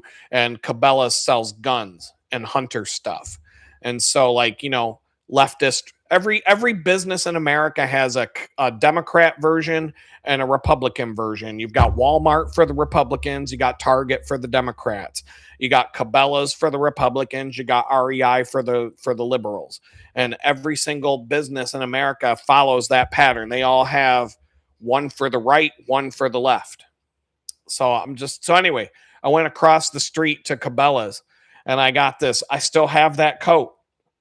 I got a Columbia down jacket, but it was a synthetic down jacket and it has this like silver liner on the inside of it. And I'm telling you, this is the best coat I've ever had in my life. I was so freaking happy that I did not get that North Face jacket at REI, because this Columbia jacket that I got is thinner. It's not all puffy like the Michelin Man and all big and puffy like a down jacket. It's real thin, but it's still got baffles and it's still got some sort of synthetic down inside of it, but it's got this reflective liner inside of it. It is the warmest, thinnest warm jacket you will ever have in your life. And I have an outer shell for skiing from Columbia that's loose enough and it's waterproof, and I can use that as an outer layer.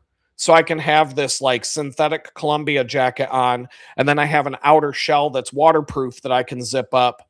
And then I can wear like a long sleeve wicking synthetic hoodie, and then I can wear one of these wicking shirts underneath, and that Columbia jacket still breathes, and so does the outer shell. And so I can have like a 5-layer setup for going like skiing or doing winter sports, and which is perfect because out in the winter you don't really know how you're going to feel when you're out there. When it's like 10 degrees outside, you're going to start out on a hike freezing your ass off, and you're going to have like 1, 2, 3, 4, 5 layers.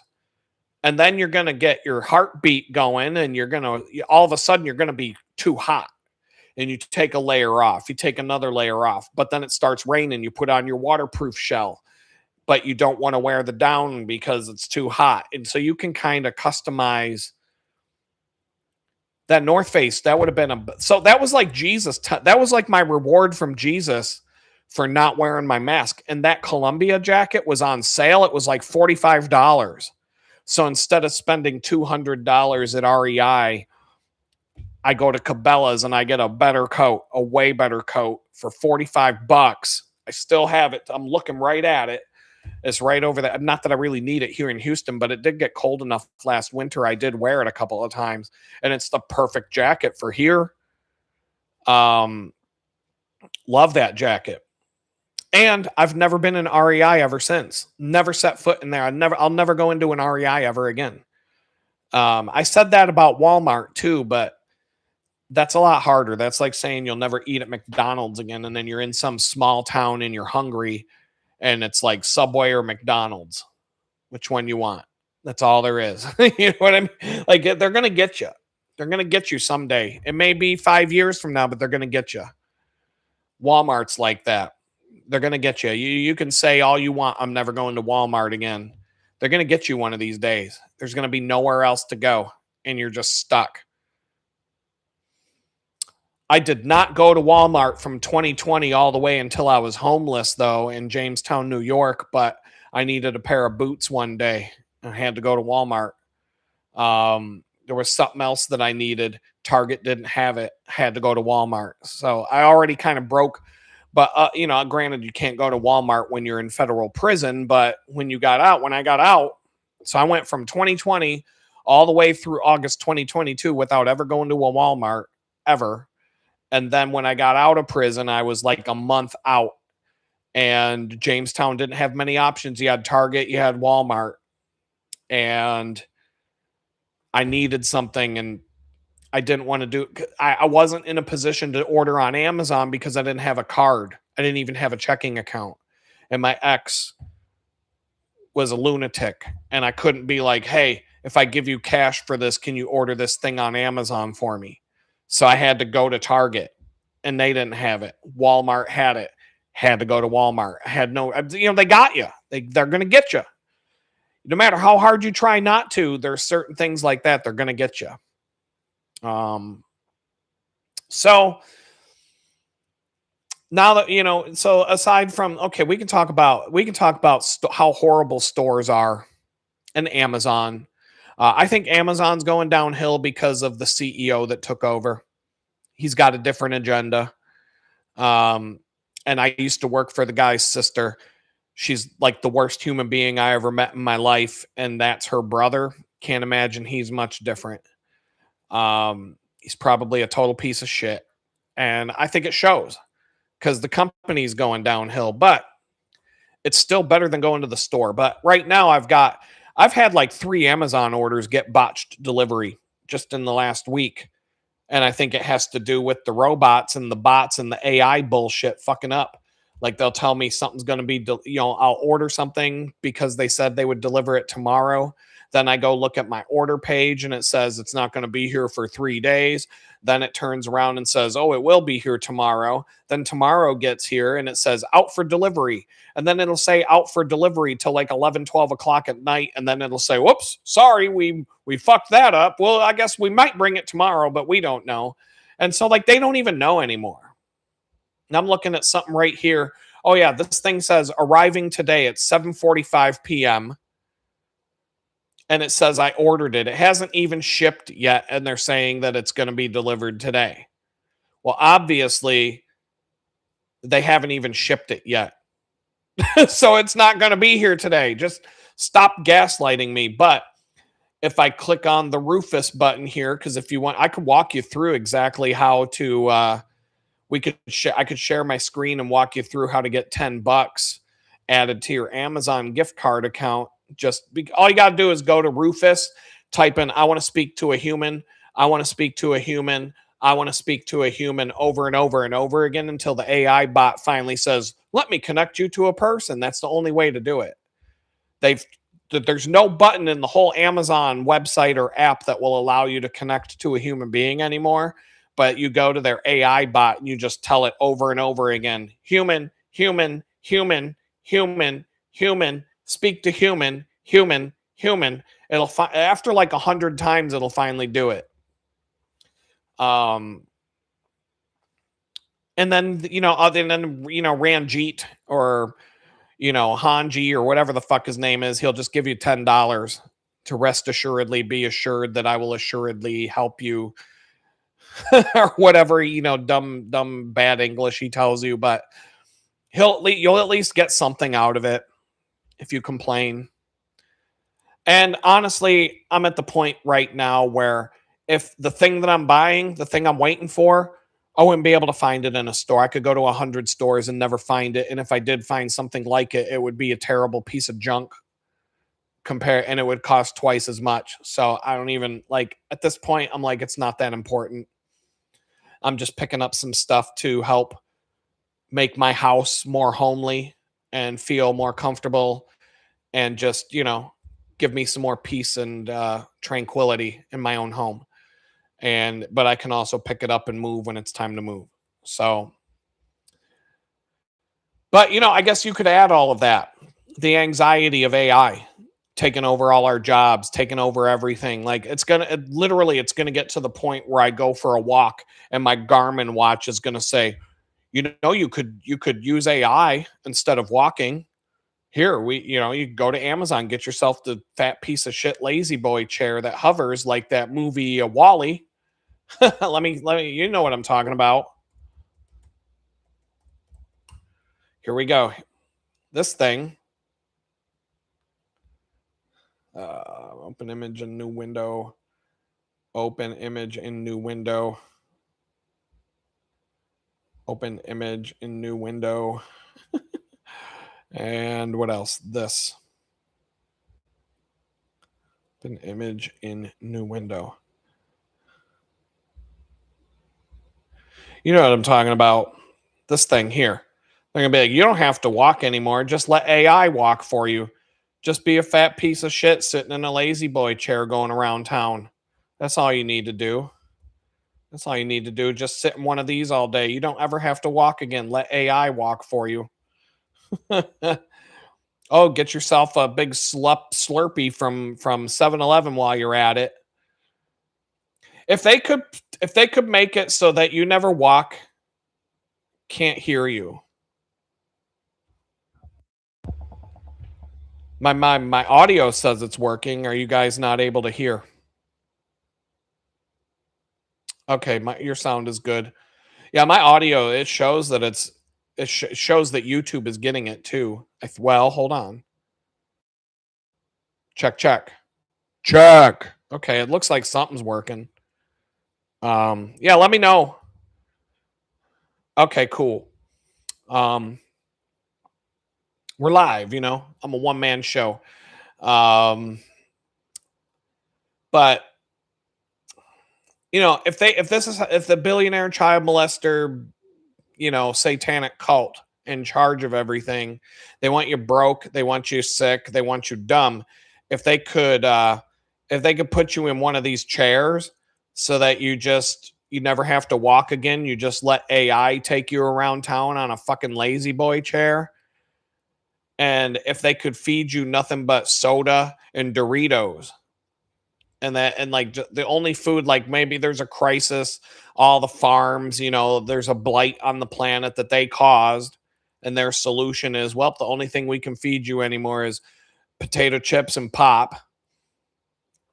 That everybody be zooming around town on a lazy boy recliner, eating bags of Doritos and drinking Slurpees and big gulps.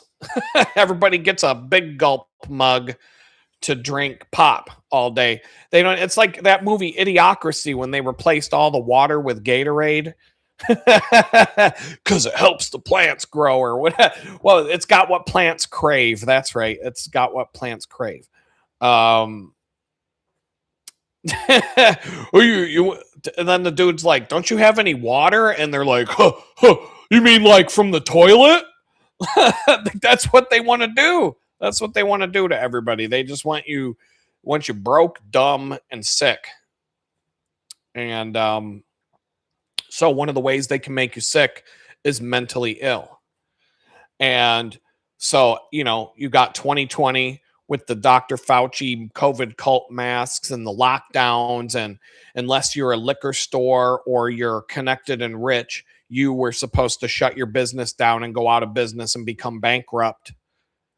While only, Walmart was allowed to stay open, liquor store was allowed to stay open, but mom and pop's restaurant, mom and pop's store, you don't get to be open anymore. You get to be broke and bankrupt and go home and die. They don't want you dead just yet, Angel. They need enough people to like push the buttons and run the machines and wait on them and like bring them their food and cook their food, and like they need some people around still. But believe me, the AI is being developed to be combined with the robots, and once it gets to a point where they don't need us anymore, then they're going to kill us. Go look up the Georgia Guidestones. They listed it all out, what they're going to do to us. And like they have this thing where they can't do it without, like, they have to tell you what they're going to do to you before they do it. And it's just part of their game, their billionaire bullshit game that they play with us. So that's why they hide all of these things in the movies, and they always put plots in the movies about what they're going to do. Like there'll be all these, remember all the shows that came out about the Twin Towers blowing up, and then lo and behold, they blew up the Twin Towers. Imagine that. And just like they told us they were going to for years. And they're doing that. That's what the Georgia Guidestones were. That's why Bill Gates had a TED talk, and he's like, well, if we do a good job with these vaccines, we'll be able to kill like 1 billion of you off. I mean, I'm paraphrasing, but that's what he said. That's exactly what he said. I mean, I changed the words a little bit. Go watch it yourself. If we do a really good job with the vaccines, we'll be able to kill off a whole bunch of you fucking peasants. And then like people are like, he didn't mean that. It's like, well, then why the fuck did he say it? That wasn't a Freudian slip. That was the Billionaire Child Molester Club. What did I say earlier? They found out they can get away with raping kids and nothing's going to happen to them. Nothing's going to happen to them. They can come to your house, pick up your fucking kids, take them off to an island and fuck them in the ass. And there's not a goddamn thing you can do about it. And they know this. So now Bill Gates gets up on a TED Talk and says, yeah, I'm making a bunch of vaccines and I'm going to kill a bunch of you. Haha. And he knows he can do it. He's already, how many kids did he fucking rape? That's why did his wife leave him? His wife said that she left him because of his involvement with Jeffrey Epstein. Well, you don't get involved with Jeffrey Epstein if you're not into raping kids. So, I mean, whatever, dude, whatever. I don't give a fuck about it anymore because I'm always the asshole. I'm surprised we still got 7 people in the chat right now. Rescind Fauci's retirement package. They need to rescind his freedom package and put him in a fucking dog cage down in Cuba. Put him in prison for what he did. Fuck, man. A serial killer gets away. A serial killer will go to prison for killing like 6 people, 10 people. Ronald McDonald has killed millions of people and he's still living his best life. Dr. Fauci killed millions of people. He's still out there living his best life. Whatever, dude. Whatever. I mean, this is what they know. They can do whatever they want. They know they can do whatever they want. If you were a billionaire who raped a bunch of kids and you found out, oh, you're not getting in trouble for that, keep on raping the kids. We're going to protect you. See that guy over there? He had a mean tweet on Twitter. We put him in prison for 2 years. Bill Gates, you want to rape some more kids? I know your wife left you. You can buy another one. You want to keep raping the kids, though? Have at it. We'll bring you some more. 420. It's 422. We had, nationwide holiday, 420 yesterday, day before.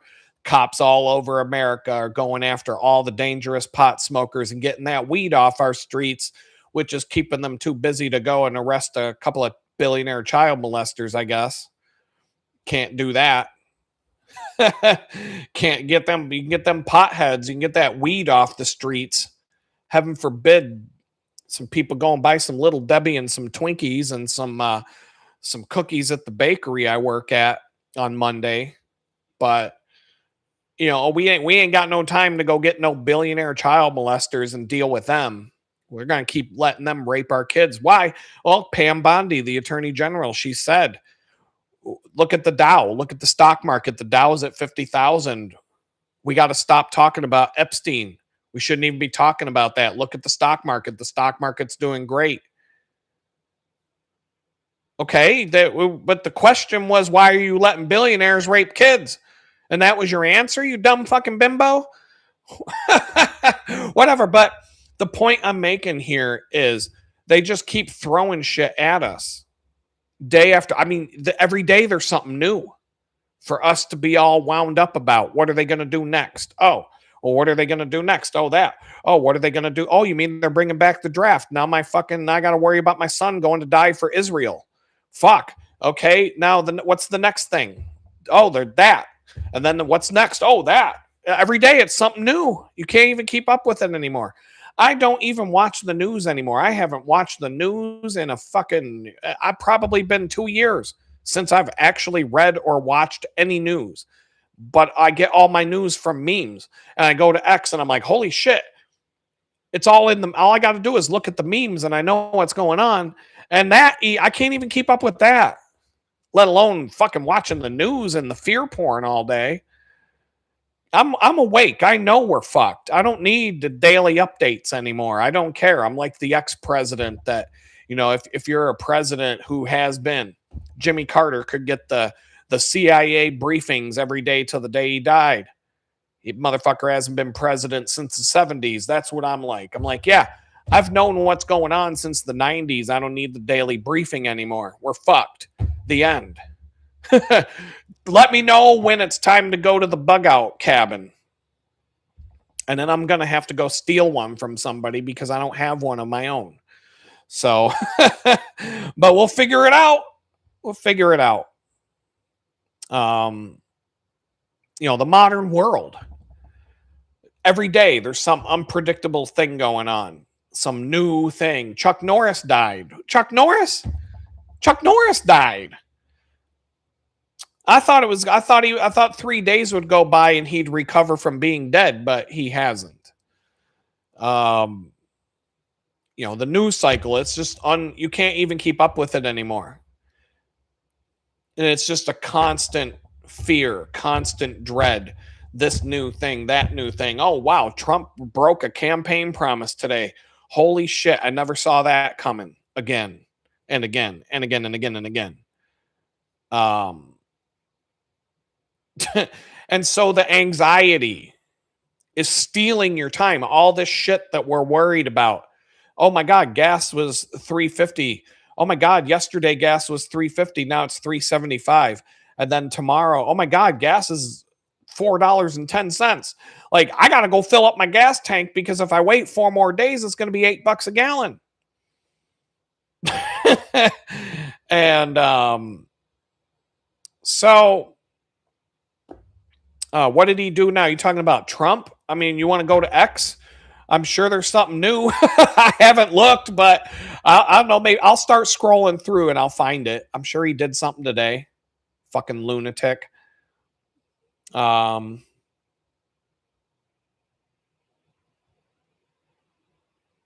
okay. I don't know. He got a blowjob from Laura Loomer. I don't know if that's true or not. Probably, but I told you I get my news from memes, so it's not always accurate. What else? Oh man, I'll find something will show up in the feed. Oh. Donald Trump bitching about a rigged election in Virginia. That's fresh. A rigged election took place last night in the great Commonwealth of Virginia. You know what, you dumb fucking dick? You've been president for a while, and you haven't done a goddamn thing about the rigged election of 2020, let alone this one in Virginia. The only thing he ever fucking done, another bitchy tweet. And he won't show, you notice this motherfucker, he won't come to X and bitch. He had to make his own Twitter website so that he can put out a bunch of bitchy tweets and then control who comments in response. Because if that douchebag showed up on X, even though Elon Musk owns it now and the Republicans have a voice, that motherfucker would get thrown under the bus every time he posts a tweet. It would just be nonstop, people slamming him into the dirt. So his handlers won't let him do it. It's like the whole thing's rigged. And yeah, I'm not even going to read this whole tweet from him. Here it is. I'll share my screen. Here it is. Trump's new bitchy tweet about a rigged election. Like, well, you know what, you fucking douchebag? We hired you. We voted for you. I didn't vote. But, a bunch of people voted for you thinking that you might do something about this shit. And the only thing you got was a bitchy tweet. So, like, I'm in a position to fix the rigged election. Like, if anybody's in the position to do something about this shit, it would be you, you fucking whining piece of shit. Do something, you fucking dick. I'm so sick of him. I'm so fucking sick of Donald Trump. I honestly don't give a fuck what happens to him at this point. I can't stand him. I fucking cannot stand that guy. I gave him a chance. The second time I gave him a chance. He has not done a goddamn thing unless Israel told him to do it. Since the day he became president again. Elon Musk goes in and covers all this billions and trillions of dollars of fraud. And they're like, thanks, Elon, go home. We're not going to do anything about this. But another bitchy tweet, he'll put up a bitchy ass tweet about it and then do nothing. Bitch, shut the fuck up. Do something. Stop talking shit. Start doing shit. I'm fucking done with this asshole. I can't fucking stand him. He's the worst one. Because at least if Bimbo Dingbat Kamala Harris had won, we'd be getting exactly what you knew you were going to get with her. At least if she won and there's a bunch of blue-haired retards running around the White House wearing a dress with their pee-pee cut off, I would have expected that. And I'd be like, yeah, that's exactly what I thought was going to happen. But Donald Trump, at least there was like this 50-50, like, what's he going to do? Is he going to do something for the people? Or is he going to help his billionaire pedophile child molester scumbag friends out and leave us in the dirt? Turns out he left us in the dirt. So whatever. I can't stand him at all. I cannot stand the sight of. I'm call me TDS. You can call me whatever name you want. Call me a communist. I don't give a shit. The next time you have a communist president, you're going to call me a fascist. So who cares? I hate them all. I hate all of these fucking dirtbags. Every single fucking one of them. Burn Washington to the ground and let's just have a do-over. Let's just all go back to being separate states and just like some of the states get along with each other. Let California do whatever the fuck they want to do. I don't care. Like let's just get rid of it. It'd be better than where we're at now. But anyway, anxiety because of all of this crazy stuff going on in the world. It's literally stealing our time because now we're so like, I'm not even trying to pay attention to it. And I'm telling you what's going on. And here I am wasting, how much of my time did I just waste today reading a bitchy tweet from this fucking dingbat Donald Trump? Like, it just steals more of our time. And so like all of this crazy shit, and it's been going on since 2020, because during 2020, we all thought it was going to be civil war, especially out in the country where I lived next to the Amish. Like everybody was out in their backyards sighting in their rifles. I lived out in the country for 6 straight years in the same house. And yeah, you hear gunshots in the background. It's the country. It's what we do. But after 2020 and all that shit, it sounded like a war zone out there every day because everybody is out in their backyard making sure that their guns work.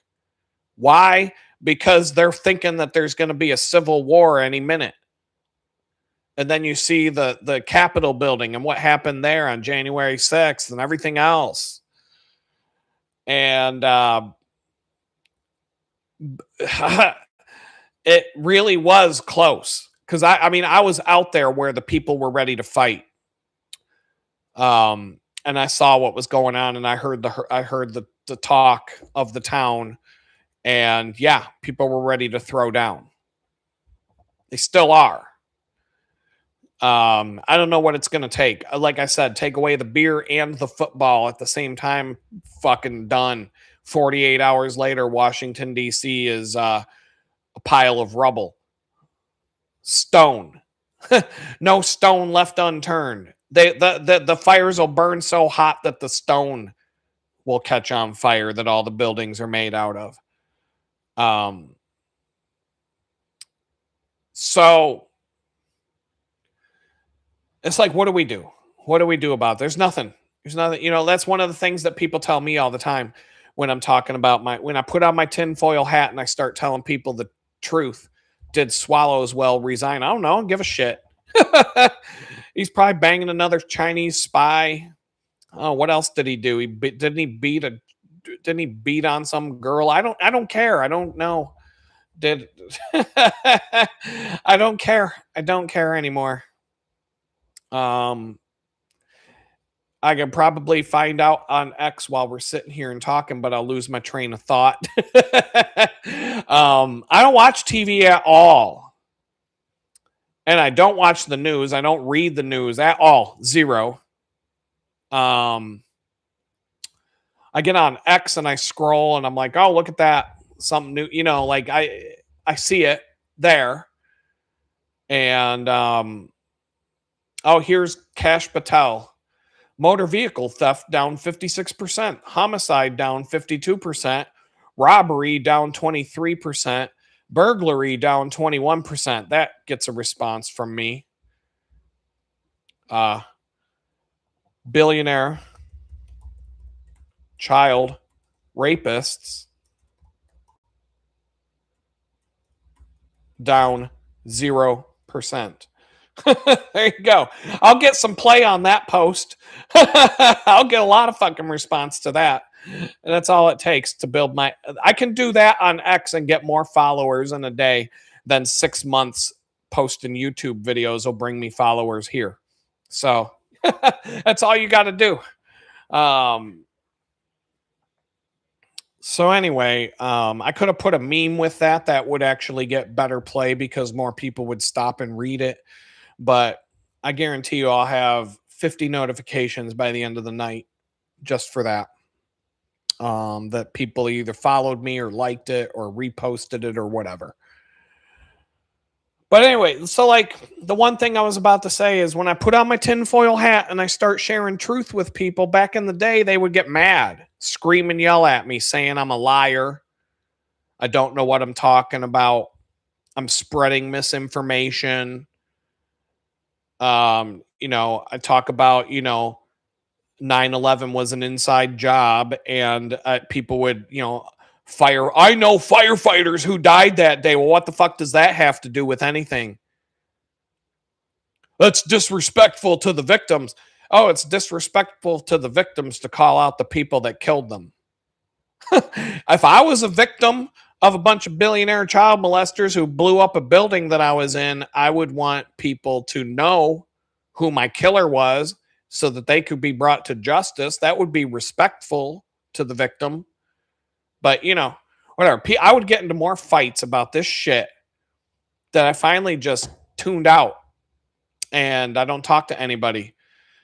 But now I do talk to people, and now it's different because now when I talk about this stuff, nobody argues with me anymore about whether I'm right or wrong. Like, I don't get that you're spreading information or spreading misinformation, telling lies, tinfoil hat, conspiracy theorist. Nobody calls me that anymore. You know what they say? They all say the same thing. Well, there's nothing we can do about it, so why bother talking about it? There's nothing we can do about it. If Bill Gates wants to come to my house and rape my kids, I'm just going to have to be like, look, little Johnny, there's this guy at the door. His name is Bill Gates. He's going to take you to this island. He's going to fuck you in the butthole. And you're just going to have to do what he says because we can't do nothing about it. It's been nice being your father and all, but you're just going to have to go with this nice old man over here, and he's going to take care of you because there's nothing we can do about it. Sorry, Johnny. I did the best I could, but I don't want to lose my house. I got a good job working for Microsoft, and I can't be just, going on unemployment. So you go with this old man here and you let him see your bunghole and let him play with your pee-pee and all that. And which because there's nothing we can do about it. That's where everybody's at right now. Like no more. Everybody knows Bill Gates fucks kids. Nobody will even argue about that anymore. They're like, yeah, he hung out with Jeffrey Epstein on the island, took the plane like 100 fucking times. But there's nothing we can do about it. Nothing we can do about it. But it's kind of funny because, I mean, what is it? 10 years ago, everybody's calling me a fucking liar. And now nobody's calling me a liar anymore. They're like, oh, yeah. now everybody's like, yeah, you're telling the truth, but there's nothing we can do about it. So how do we get from... So that's a step in the right direction. If you want to be technical, y'all went from calling me a liar, spread misinformation, tinfoil hat, conspiracy theory nut job to, well, now we know it's all true, but there's nothing we can do. Okay. That's progress, I guess, right? Hey, one step in the right direction. Maybe another 20 years from now, what's next? What's next? Maybe we'll try to do something about it. I don't know. Like, it's just, I don't get it, but I'm probably not gonna be alive by the time people figure out that there's billions of us and maybe 1,000 of them, and we can definitely we can do what needs to be done to them because there's like a billion of us and there's like 1,000 of them. Think about it. They got these war simulator games, right? And you can put like 100 guys, modern soldiers with machine guns against 25 legions of Roman soldiers. Like 500,000 Roman soldiers. Who would win? 10 guys with machine guns versus 500,000 Roman centurions or whatever. And the 10 guys with the machine guns are going to mow down thousands of Roman soldiers.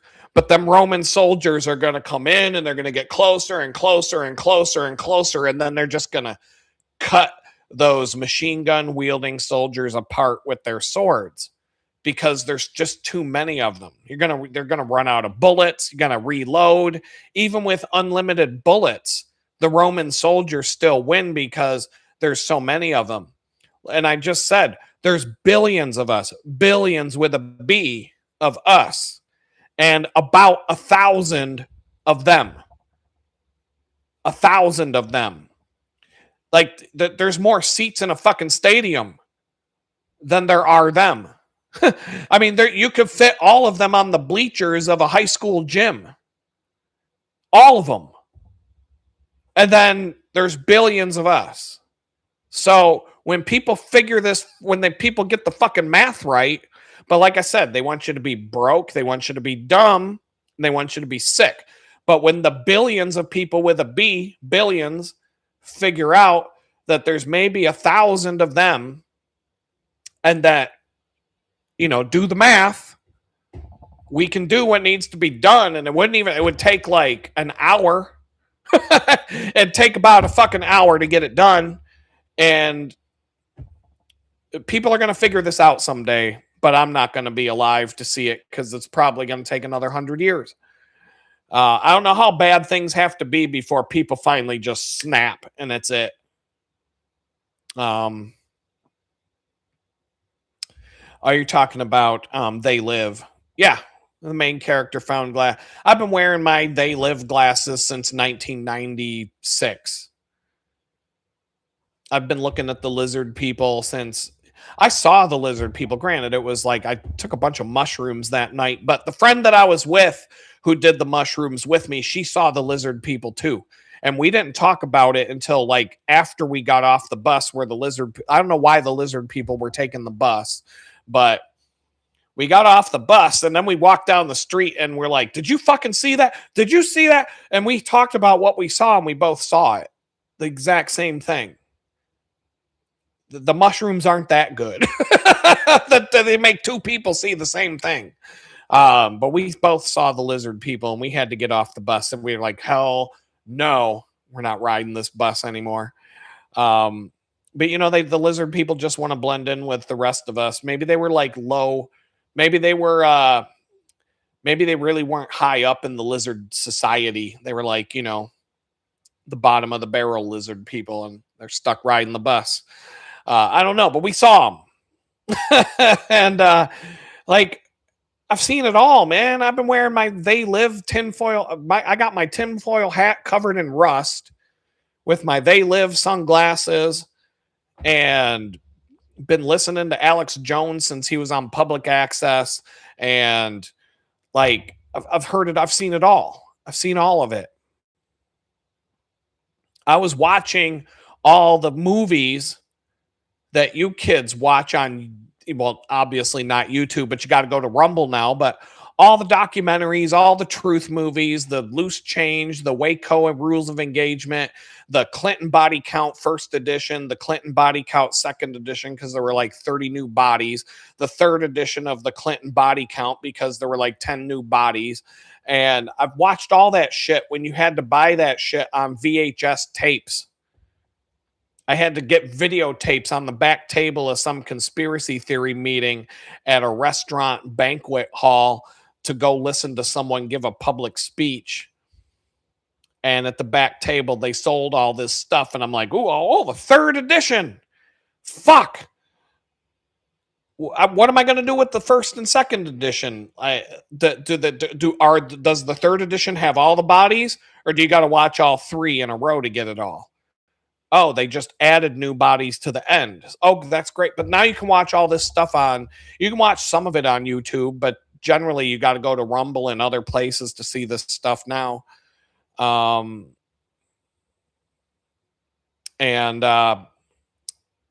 So yeah, whatever. What's going? Cold ass hockey honky. Oh yeah, that's not a troll. What do we got here?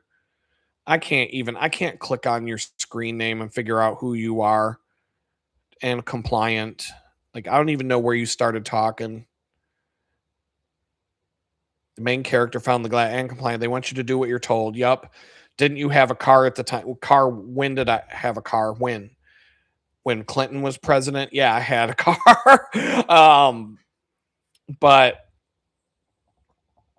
anyway, so what can we do? Because the whole point I was saying is that people aren't arguing with me anymore about whether it's real or not, or whether I'm telling the truth or not. Now people are just like, well, there's nothing we can do, which is a step in. Now they all know it's true. 9/11 was an inside job. Jeffrey Epstein brought all the billionaires to rape kids on his island. What else? Oh, well, Barack Obama's not a U.S. citizen. Michelle Obama's a man. Like, I don't know how many other things. Yeah, the CIA killed JFK. Nobody went to the fucking moon, not even this time. All of it. Nobody even ever like, yeah, what can we do about it? That's the answer I get now. And so, what can we do? And like I said earlier in the show, one of the things you can do is just stop giving a shit. Stop trying to solve the world's problem and deal with all this chaos. Because if there's nothing we can do, just fucking don't.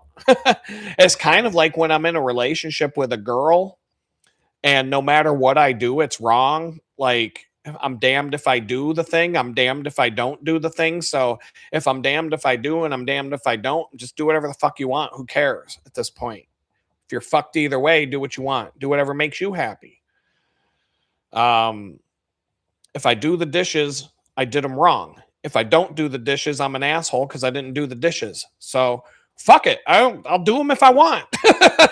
If I don't fucking care because I'm screwed no matter what. How many married guys can say that and laugh right now? Because that's the life you live. Oh, one of them just left the channel because he just figured I just reminded him he's got to go do the dishes or his wife's going to be mad. So like I said earlier, like I used to, like in the late 90s, 96, past the Twin Towers, past like maybe up to like 2010, I was trying to wake people up. Like, what can I do? Me and my best friend, we started doing a podcast. We did different things. I played around with it. I was a bit of an activist. I made some websites that went viral. I did things. Got my name out there, became a pest to the establishment. I was already on their list when the FBI came to my house. They've been watching me for years because I've done stuff. And, I was at the inauguration. I filmed a bunch of people throwing snowballs at Dick Cheney. And then I got away from the Secret Service by climbing behind a fence that wasn't quite tight up against a wall, and ran under a bunch of bleachers and popped out somewhere else. And they never got me. But I didn't throw any snowballs. I was just shooting video of it. But anyway, I was out there. I was active. I was doing stuff. I gave a shit. I wanted to wake people up, get them. But then I figured these dumb sheep, it's not worth it. And then, the plains of the Serengeti, that analogy comes back full circle. If you're a zebra and you want to take a drink at the watering hole, but the watering hole is filled with crocodiles, Well, do you have to be faster than the crocodile to get a drink of water today? No. You just got to be smarter than the dumbass zebra that goes up to get the first drink of water. Because that zebra is going to get snagged by a crocodile. A couple more zebras are going to go take a drink. They're going to be, after like 10 zebras are in the crocodile's mouth, now you can go up and get a drink because those fucking crocodiles are too busy eating those other zebras. You were smart enough to wait a minute. You can drink as much water as you want. You can chill out. You can take a nap because there's no more hungry crocodiles.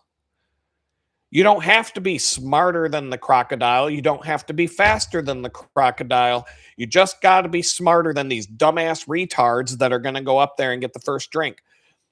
You don't have to be smarter than Dr. Fauci to get away from the needle. You just got to be faster than the idiots in New York City that went and got their COVID shot in exchange for a free cheeseburger. Remember when the mayor of New York was like, I'll get you a free cheeseburger if you go take your shot. How many fucking idiots fell for that? Oh, I'm going to go get my shot so I can get a cheeseburger. You know, Wimpy from Popeye, he was the first one in line. Oh, all I got to do is get a shot today for a cheeseburger tomorrow. All right. You don't have to be smarter than the predator to get away. You don't have to be faster because there's some dumb motherfucker who's slow and retarded you just got to have that person in between you and the predator. Predators are lazy. They're going to go for the slow, dumbass retard, and you're going to have plenty of time to get away. So stop giving a shit. Stop giving a shit. Your stress will go down exponentially when you just don't care anymore. Ignorance is bliss, and I believe that with all my heart, but I can't be ignorant. You take the red pill like in the Matrix, you're going to wake up and you can't go back to sleep. You can't just like, oh, I don't want to know that anymore and just take it away. You can't just unknow. I mean, I could go like do a bunch of whippets or something and give myself like do meth. I don't know. I could probably do enough meth and whippets and sniff glue and whatever else I could do to like give myself enough brain damage that I just forget about all that shit. But that's just being the dumbass retarded zebra that goes to the watering hole to get eaten by the crocodile. So don't do that. But once you take the red pill, just like in the Matrix, you can't just undo it. It's permanent. So once you wake up and you see all this shit, once you put on the glasses from They Live, you put on your tinfoil hat and you take your red pill, it's game over. You can't just undo that shit. You can't just say, oh, I don't want this anymore and put it away. It's there. You got it. You're carrying that with you for the rest of your life. The knowledge and everything that you've seen, you can't just unlearn what you've learned. But you can stop giving a shit. You can stop giving. I don't give a shit what happens to this country and the people in it. I don't. I used to. Now I don't. Because the Bible says it's all going to go to hell. Fine. The sooner the better. The sooner the better. Bring it. Armageddon and the abomination of desolation, and he desecrates the temple and all that stuff. Right? Yeah, let's do it. I'd be down. I'd be cool with it happening next week. I'm sick of waiting for it. Just fucking get it over with so we can get to the kingdom. I'm sick. I'm sick and tired of waiting. You don't, obviously, I just told you, staying up to date obsessively and trying to like understand everything that's going on down to the details. I didn't know Trump did something stupid today. I had to go to X and look at the memes, and there we go. Found him another bitchy tweet about it. Oh, there was another rigged election. How about that? Didn't fucking see that coming, did you? And what did our president of the United States do about that? Another bitchy tweet. The end. Like, great. He's trying to stay up to date on everything that's going on, keep track of it all and all that. It's not helping you. It's just going to fuel that anxiety, and your days are just going to keep going by quicker and quicker and quicker. And then you're going to be on your deathbed going, I should have enjoyed my life at some point. I can't like know the things that I know. I can't unsee. I've seen some crazy shit. Seen it with my own eyes, seen it. I can't just like turn that off and pretend it's not there and I never saw it. But I don't have to give a fuck about it anymore. The new rule for all of us is, act.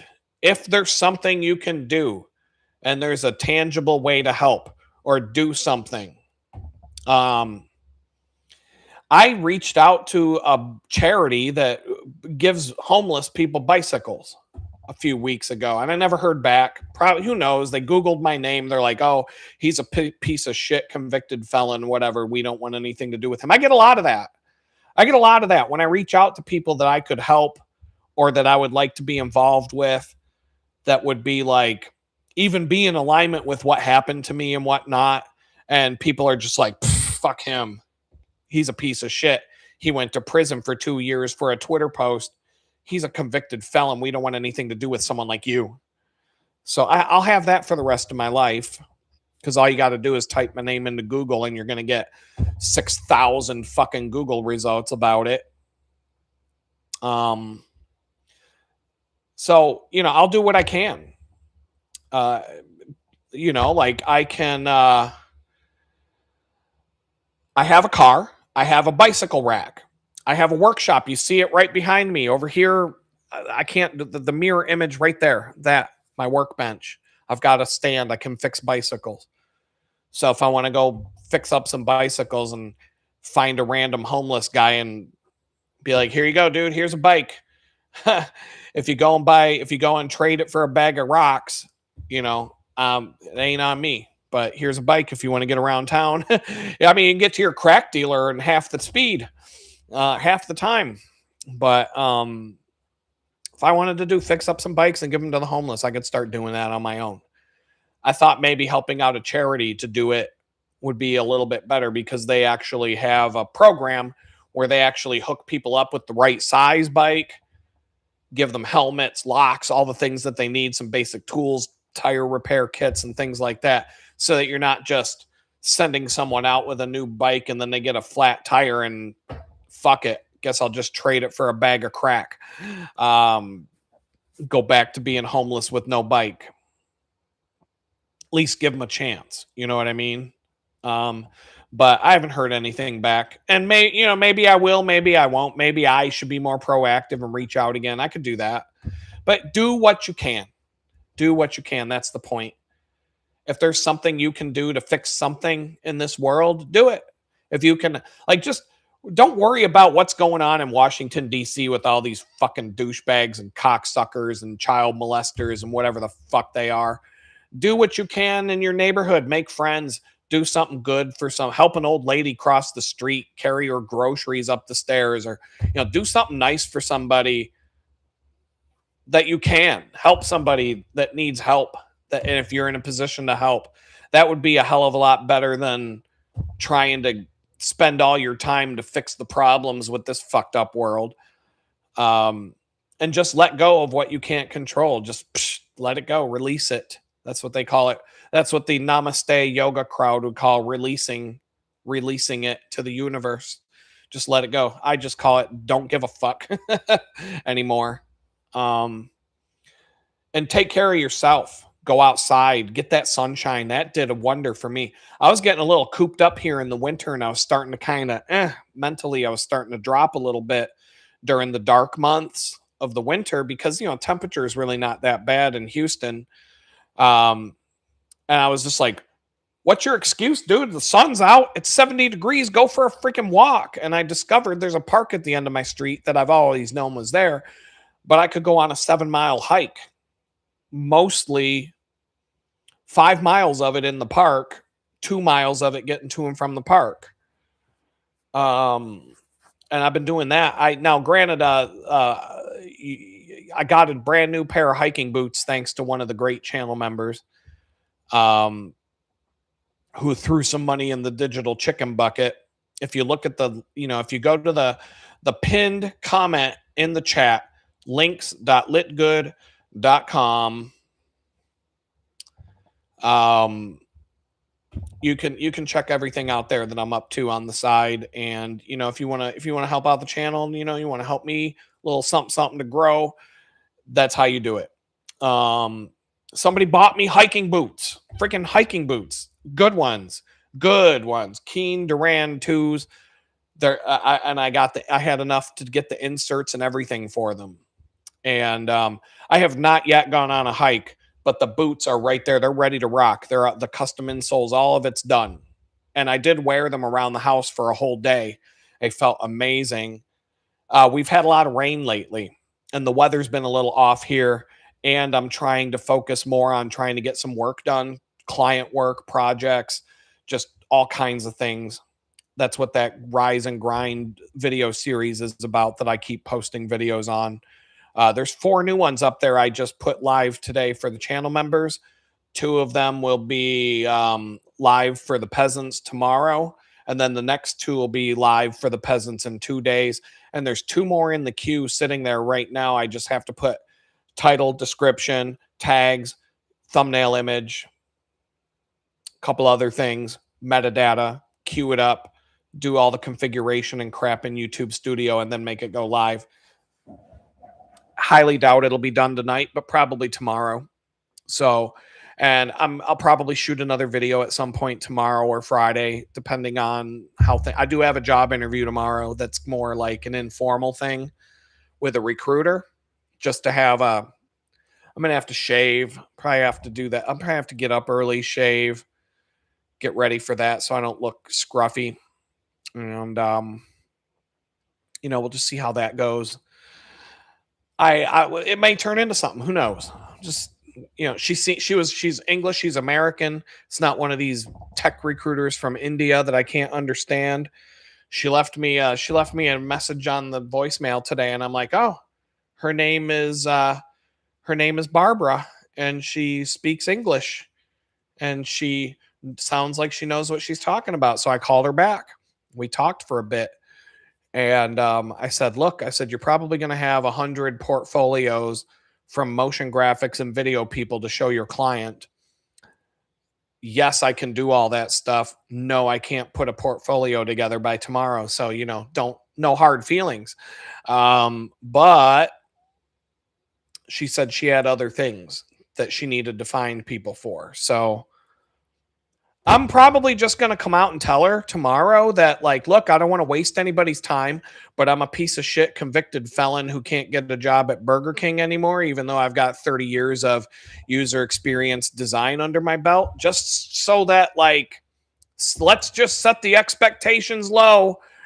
Let's just be real, because I don't care anymore. I fully do not care. I do not want to go on a bunch of rounds of interviews for a job again just to be told no after they give me the contract and tell me they got to run a background check. I'd rather just not even do that. So I'll probably somehow bring that topic up tomorrow and be like, look, this is what it is. If you can find a startup that doesn't do background checks and they just want someone with experience and they don't care, or you can find somebody who would be willing to give someone like me a chance. I've got 30 years experience. Here's my portfolio. Here's what I can do. Here's what I've done. Here's what I continue to do to this day. I'll show them some websites I'm working on for clients right now, and we'll go from there.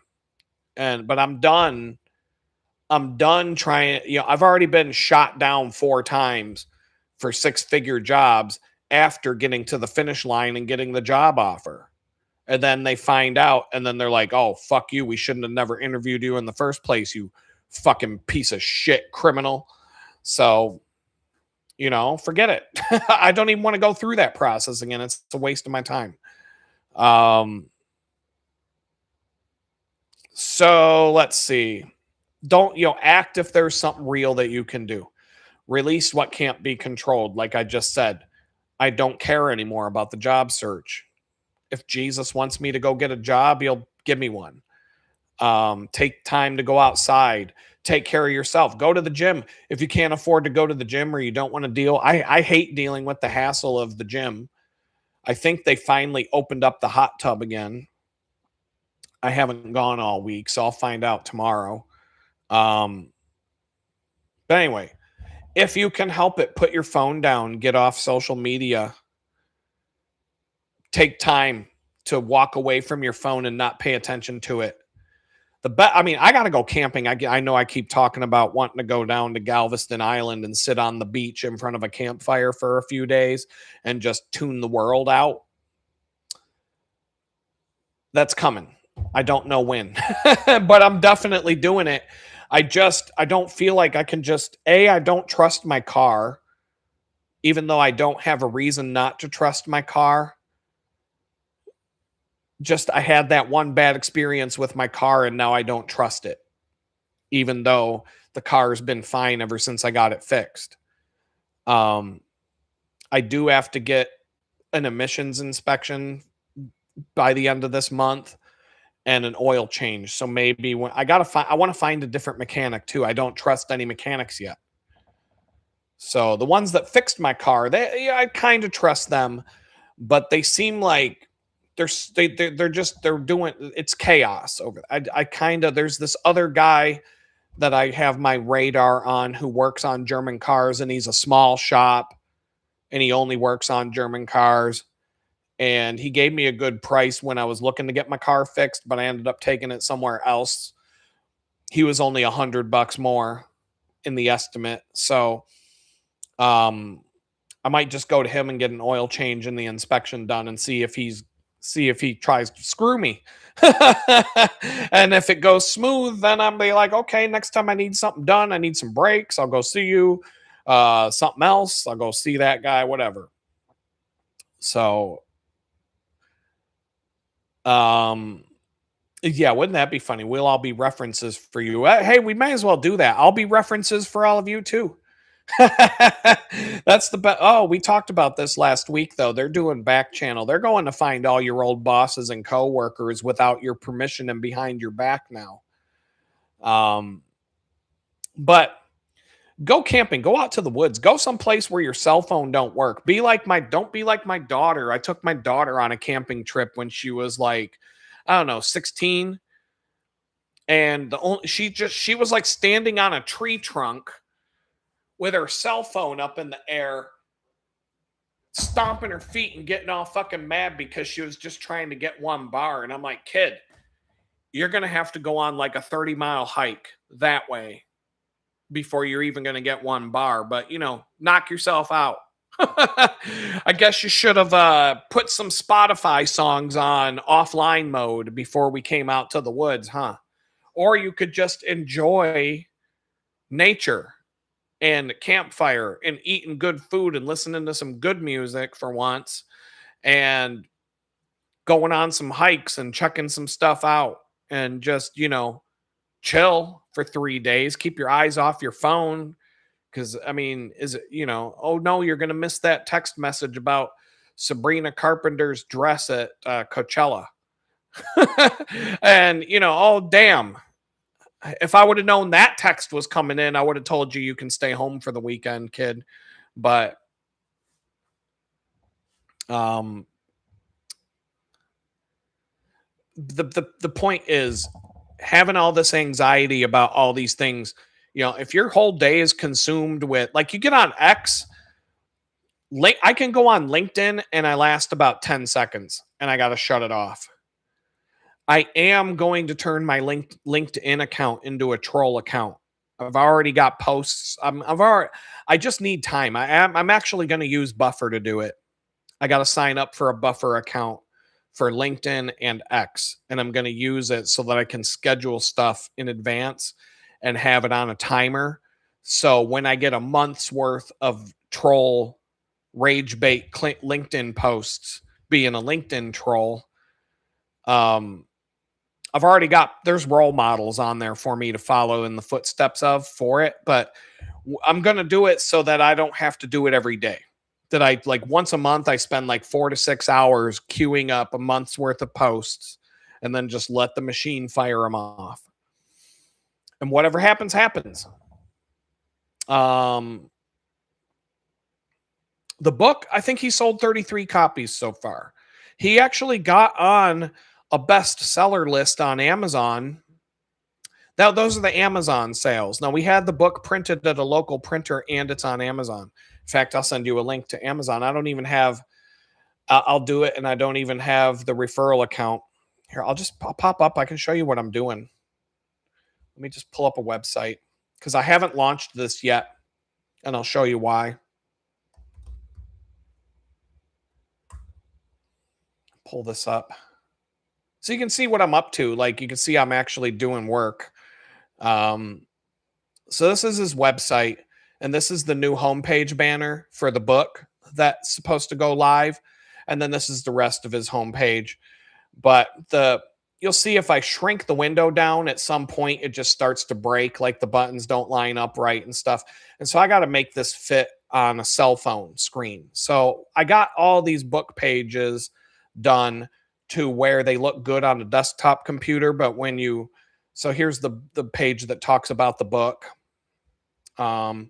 He's got some endorsements here, and then there's a link to Amazon with the price and the more information, the ISBN number, and then this is all the stuff that's on the about the author page in the book, and then there's links to other parts of the website and such. But once again, when I shrink this down to fit on a phone, you can see it all just breaks apart and it doesn't quite. So that's what I have to fix before I can make it go live. I have to take all these pages. And then for search engine optimization, there's endorsements. These are all people that officially gave him an endorsement for the book.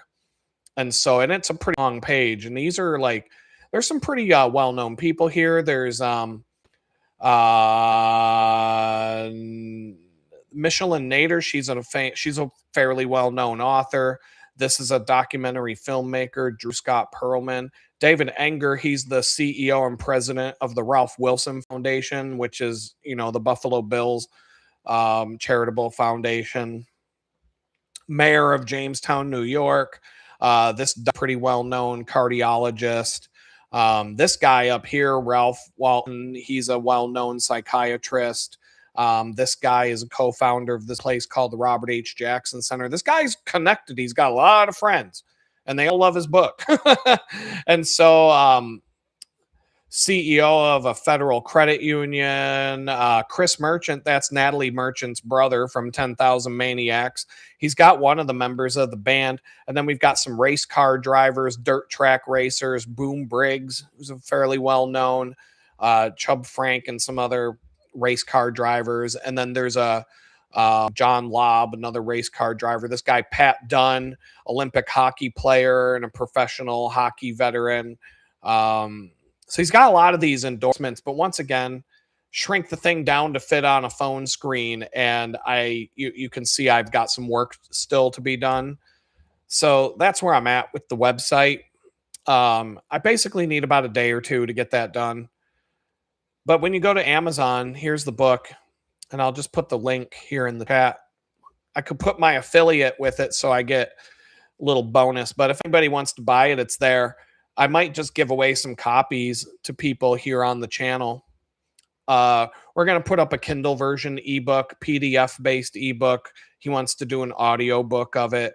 But you can kind of, you can go in there and look at the sample pages that they've given us.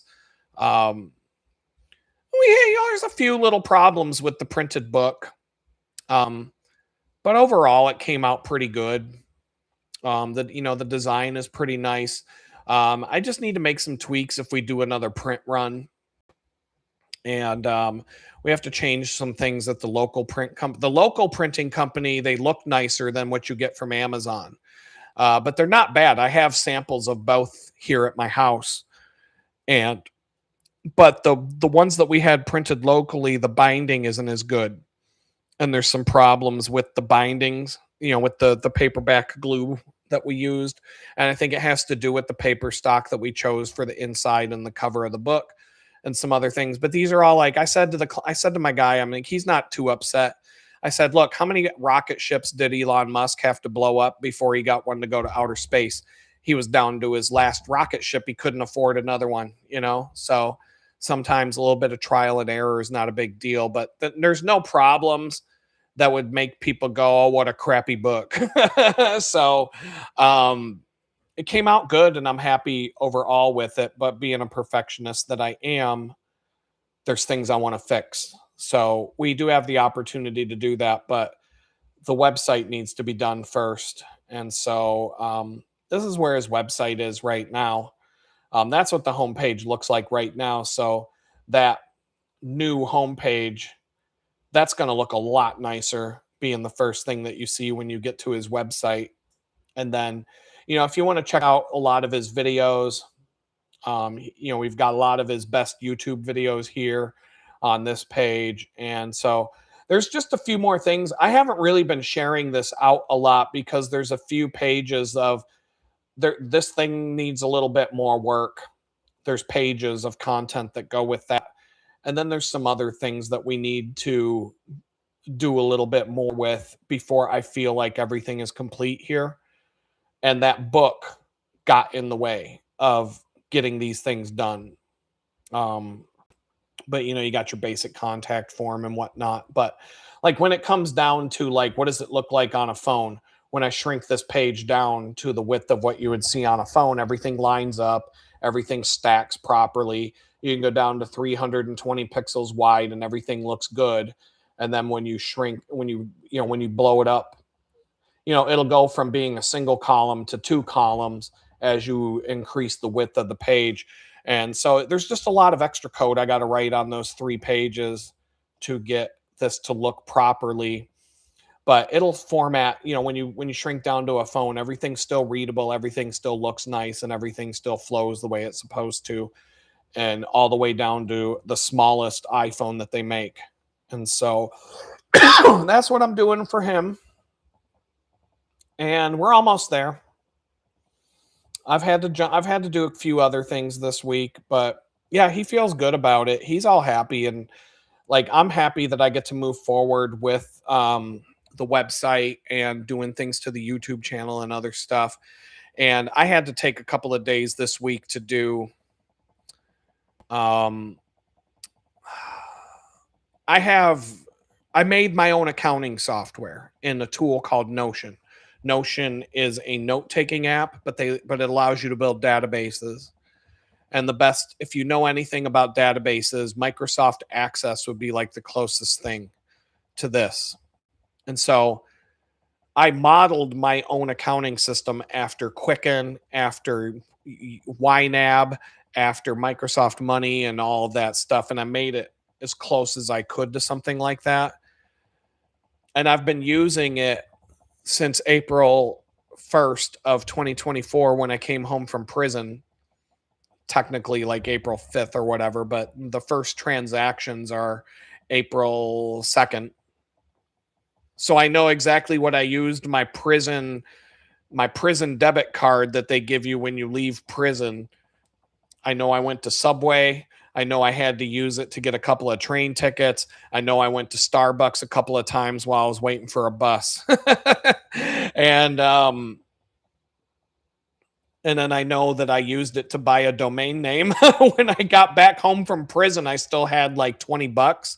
And so I spent it by using it to buy a couple. I bought my domain name for my portfolio with my prison debit card. And I did something else with it before I could just transfer what was left over to a real bank account. And so I've been using this thing in Notion, but now I've got credit cards, multiple 2 checking accounts. I've got YouTube AdSense, 2 stock photo websites, PayPal, all these random things. Etsy. I got the bakery job, and then just all this random stuff is hard to keep track of. And so it took me 2 weeks. I didn't update my books for 2 weeks to reconcile everything. And yesterday I went to do it and it took all day. And I've already kind of made up my mind I'm going to try Quicken, the cloud version of Quicken. And so today, because it's $35 a year, which isn't really bad, but they don't let you have a free trial. They basically go, try it for 30 days and we'll give you your money back if you don't like it. And so what I did was I decided I will enter everything into Quicken from April 1st to the end of the month. I'll continue to use what I'm using right now, but I'll duplicate it in Quicken because I want to do everything manually. And Quicken is kind of set up to like, it's like AI bullshit. They just want you to connect to all your bank accounts and automatically get all your transactions and crap. And then it'll do it for you.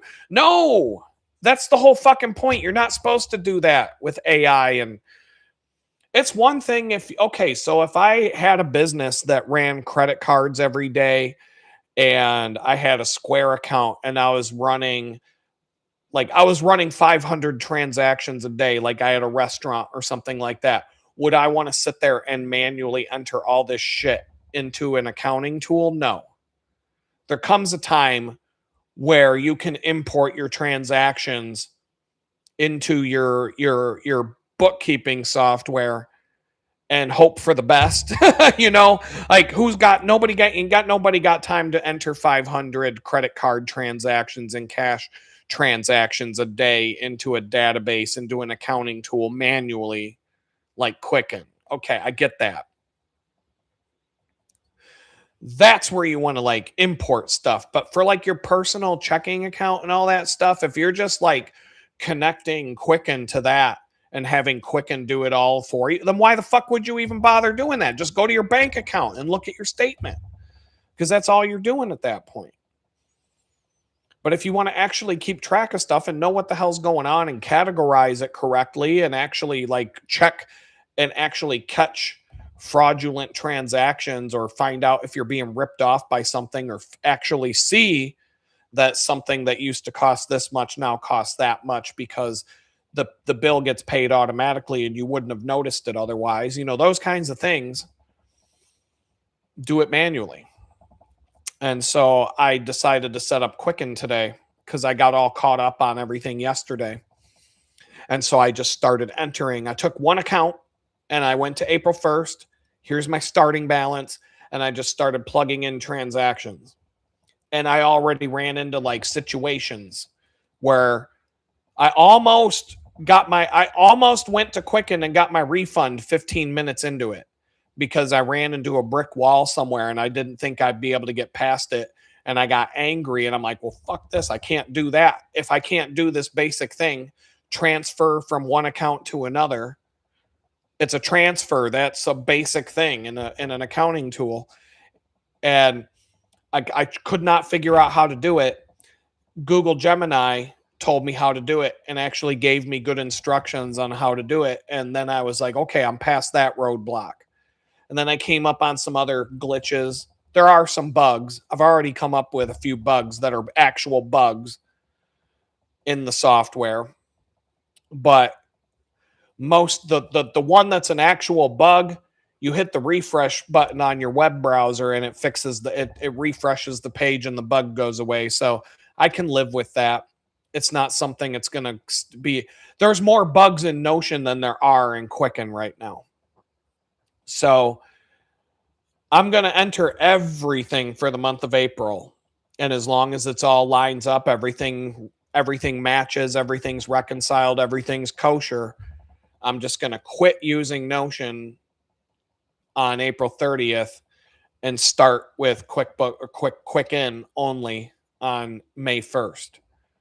And eventually, if it gets more complicated, I'll go to QuickBooks because at least QuickBooks is the most common business accounting tool. So if I have to, you can deal with just about any accountant. You just send them your QuickBooks file. Here you go, dog. Do my taxes. As long as you're doing everything. Quicken was $35 for a year for the cloud version. And they have a dedicated Android app. And the Android, that's another benefit because I can't use my phone to do this stuff. Like if I go and I buy something or I want to put in a transaction, just go to quicken.com. It's all there. But the personal version's $35 for a whole year. Notion is $13 a month. But Notion, you can use it for free. The stuff that I pay for, I use. But most of what I pay for on Notion right now relates to my accounting database, all the reports, charts, and graphs and everything that I generate from it. is the reason I pay. And then there's a few other things that I pay the $13 a month for. But the beautiful thing is I can, once I get everything switched over to Quicken, I can go back to paying zero for Notion and not give them any more money for their bug riddled trash. And I can continue to use Notion for certain things, for pretty much everything I do, except for a small number of things. And it's a really small number of things. And then I can open up an account with a company called Airtable, because there is a database that I want to build for my own purposes. And I don't want to do it I don't want to write raw database code. I don't want to build a SQL database and then have to build an interface and all this crap around it and have to be the maintainer of all of that. So there's a tool called Airtable that's kind of like better than Notion for building databases. And so I can take what I've done in Notion and port it over to there. And then I can just have Notion be free. And I'll just wean myself away from it over time because I want to get away from using it completely. I did that with Evernote. I used Evernote for like 10 years. And then Evernote just went down the toilet. Once again, companies get too big to care. And so I stumbled on this app called Notion, and I tried a bunch of different note-taking apps, and they all suck. All of them suck. But Notion was the one that sucked the least. It was kind of like going to vote for president. You got two bowls of shit in front of you, and your one says Democrat and it's blue. The other one says Republican and it's red. But you're supposed to smell two bowls of shit and vote for the one that smells the best. It's like that with software a lot of the time. And so Notion was the one that won the smell contest. And I started using it. And I ditched Evernote. But you have even seen me live on this show. Here and there, I'd have to go into my old Evernote account and dig up something from the past. But it's all there and it's all stored for free. I don't have to pay for that anymore, but I can't use the Android app anymore. And there's a bunch of limitations. I can't like create a bunch of new notes and upload a bunch of crap, but everything that's in my old Evernote account is still there. So I do go in there from time to time when I'm bored and I just delete stuff that I don't need. But you got 10 years of notes in that app. That's a lot of stuff. And so to just like, that's like trying to clean out your Gmail box when you've got 6,000 emails in your inbox. And that's like, okay, that's a day or two out of your life, ain't it? So you just do what you can. Eventually, I will get to the point where there is absolutely nothing in my old Evernote account, like zero in my Evernote account. And then I will be able to just delete the account and pretend it never was there. And the same thing will happen with Notion. Whatever I do there's like some noise I keep hearing. That's why I'm looking over there. But same thing will happen with Notion. Whatever I switch everything over to. But I started using Notion in like 2019. And now it's 10, 11, 12, 13, 14, 15, 16. I got like 8 years of notes in Notion. Granted, I was away for 2 of those years on my sabbatical, but when I came back, it was all still there. And I just picked up where I left off. But Notion has become a bug-riddled piece of trash because they got too big to care. They grew and grew and grew, and now I heard it's like $1 billion company, and they're treating every customer like they're $1 billion company. They don't give a shit about the customers anymore, and it's a bug-riddled piece of trash, and it's going downhill just like Amazon, just like every big company does. What's that term that we call these things? The capital, not venture capital, but private equity. As soon as the big money gets involved and it becomes nothing but profit, no more doing good. Like, we don't want to do a good job anymore. We just want to gut the thing and make as much money as we can before the plane crashes into the ground and we jump out with our golden parachutes. That's what it is. Um, every one of these companies, they get so big that they don't care. It's like Verizon, AT&T, and T-Mobile. Do any of them care if you call them up and say, you know what, I'm going to quit. I'm going to close my T-Mobile account and I'm going to go to Verizon. And the guy from India is like, oh no, rest assuredly that we rest assuredly do not assuredly care, because they know you're going to go to fucking Verizon and you're going to get the same shitty treatment.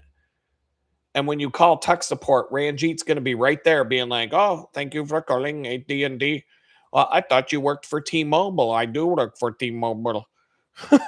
Like and Ranjit works for all three. They all go to the same call center because they don't give a fuck about you or your phone or your connection or your quality or whether the website works or your bill, you got billed too much or whatever. They don't care about you at all.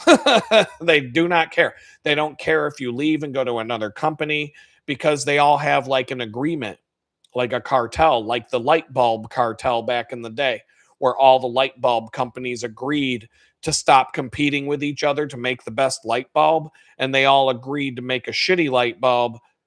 Nobody could make a light bulb that lasts more than like 1,000 hours. Because light bulb companies were starting to make light bulbs that would last 100 years. There's a light bulb in a firehouse here in America somewhere. It's been the switch has been turned on for like 150 years or something. It's a tourist attraction. Look this up. There's a firehouse with a light bulb that's been burning for 150 years and it won't burn out. That's what they were doing. The light bulb companies were making light bulbs that never died. And so the light bulb companies all got together. They're like, if we make a bunch of light bulbs that never die, then nobody's going to need to buy a light bulb ever again, and we're going to be fucked. So we all got to get together and make an agreement that we're all going to make shitty light bulbs that break and die after a few hundred hours, so that these retards have to keep buying light bulbs from us. And if any of you decide to break this agreement and make a good light bulb, the rest of us are going to gang up on you and we're going to drive you out of business. And we're going to buy up your company and we're going to rip it apart like a bunch of rabid dogs and kick you to the curb and send you to the streets. And then we're going to go back to making shitty light bulbs. That's the agreement that they come up with. And so that's what Verizon, AT&T, and T-Mobile all got together in a room. And they said, we're going to give people the same shitty phones, the same shitty service, the same shitty network, the same shitty reach. We're going to give them the same shitty tech support from India, the same shitty ass website that's hard to log into and doesn't work and doesn't let the customer pay the bill. And we're all going to do the same thing and provide the same level of shitty service. And if either of you two decide to break that agreement and give customers better service and better phones and better tech support, we're going to come in and we're going to destroy your company, and it's going to be a hostile takeover, and we'll gut you and feed you to the pigs. And so that's what all these companies do. I'm sure Walmart and Target, I can tell you for a fact that grocery stores do that. I can tell you for a fact, I know from the inside that they make agreements like that they won't compete against each other. We won't open a store here if you don't open a store there, and we keep our stores a certain distance apart. But if you open up a store too close to one of ours, we're going to attack you, and vice versa. And they come up with all kinds of agreements like that to keep their fucking monopolies in place. Because it's like this, just like it's called a cartel. A cartel did not mean drug empire. That's the connotation that it has today. But the cartel, the meaning of the word cartel, is just a group of wealthy businesses that get together and act as if they are unified, like a team. They're playing on the same team. They're no longer competing with each other, but they're working together to make the entire playing field more favorable to all of them at once. Just like that's what the drug cartels do. You got 4 different families running cocaine up from Colombia to the United States. They all decide, okay, this is my territory, this is your territory. Jose gets this territory over here, and Carlos gets this territory over here. We don't cross each other's lines. We all have to. We all pay off the border guards. We all chip in to buy the politicians and all that. Like, we work together, because if we compete against each other, the cocaine business is just going to go to shit, and we're all going to lose, and we're all going to go to jail. But if we all work together, we will all make more money, even though we're competitors with each other. But we all are better off if we work as a team rather than trying to compete against each other and go to war with each other. And that's exactly what business does. That's what that's why you're so that when the company, like, who's competing with Amazon? Walmart's the only one even trying. Like, oh, gee, imagine that. There's a Walmart in every town. It's a big, giant warehouse full of shit. And they woke up one day and said, oh, we can sell stuff on our website too and have people drive it from the store to the house. It only took them like 20 fucking years to figure that one out. Like, Amazon had to actually build warehouses everywhere. And they're not stores. You can't just walk into an Amazon warehouse and buy some shit like it's Costco or Sam's Club or whatever. But Walmart already had that all over the country. And they're like, oh, Amazon's beating us. Amazon's beating us. It's like, bitch, you have everything Amazon has and then some. You have the stores. People can come into Amazon or come into the store and buy the thing. Or you could just put it on your website and have some DoorDash driver get in a car and drive it to someone's house today. And it's all there. You could have done this 20 years ago at Walmart, but you didn't. All you did was cry about it. And no, last month you figured out, oh, we could do that too. We got all these buildings all over the place with all this stuff in it. We could do it too. And so that's their only competitor, really. And they suck comparatively. And now Amazon's starting, they're putting stores in different places and trying to compete, trying to come up with stores and stuff, and they're trying to get their footprint in that. But none of these companies give a shit about you. Walmart don't care about you. Amazon don't care about you. Target don't give a shit about you. None of these stores care because they're all too big to care. They don't care. The big grocery store don't give a shit about you. If you got food poisoning because of some rotten meat or whatever, oh, well, they don't care.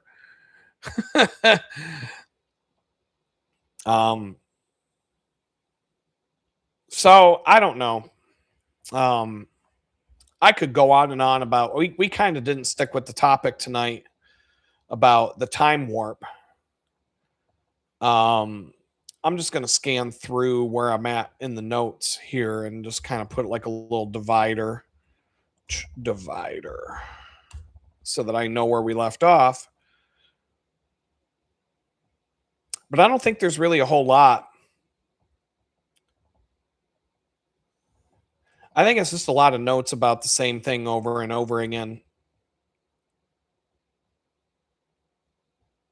Like, I just think a lot of people are just paralyzed from all the trauma that we went through after 2020 and everything that we watched, not just the COVID scam, but the stolen election, the insurrection on January 6th. I went to federal fucking prison for a Twitter post. Like, who the fuck went to prison for a tweet before me? Did anybody ever go to prison for a fucking tweet? That happened after 2020. 2 years in prison for a fucking tweet. I can't even we don't live in a free society anymore. No, everybody knows. Gen X knows what it used to be and what it is now. And we live in a totally different country. And the shit is, we don't got much longer. When, I don't know, next week, a couple months from now, a year or two, I don't know. But it's done. America's over. We're living in a third world banana republic hellhole. And, it's not going to get any better. It's just going to keep getting worse. We've seen what Trump's not, all you're going to get's a bitchy tweet from Donald Trump. What do we got? 2.5 more years of bitchy tweets from Donald Trump and him doing not a goddamn thing about anything. But he'll send your kids over to die for Israel in some bullshit war. He don't care about that.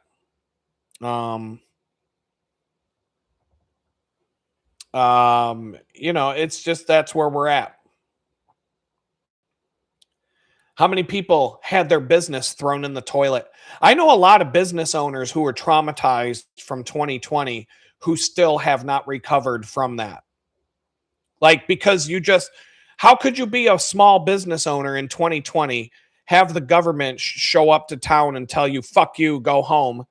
You can go bankrupt and die, you fucking piece of shit. You don't get to run your business anymore unless you're Walmart, the liquor store, or Amazon. Otherwise, you can fuck off and die. And now you're just like, you're trying to run your restaurant. You're trying to run your salon. You're trying to run your fucking, your archery shop. You're trying to run your gun store, whatever it is that you own, your business. And you're just like looking over your shoulder every day. When the fuck are they coming back? What are they going to do next? You can never have any kind of peace of mind or anything when it comes to your business anymore. Now that you know that a bunch of fucking goons from the government can just show up and tell you to fuck off and go home and die, and you don't have a business anymore. Why? Because we told you. Fuck you. That's why.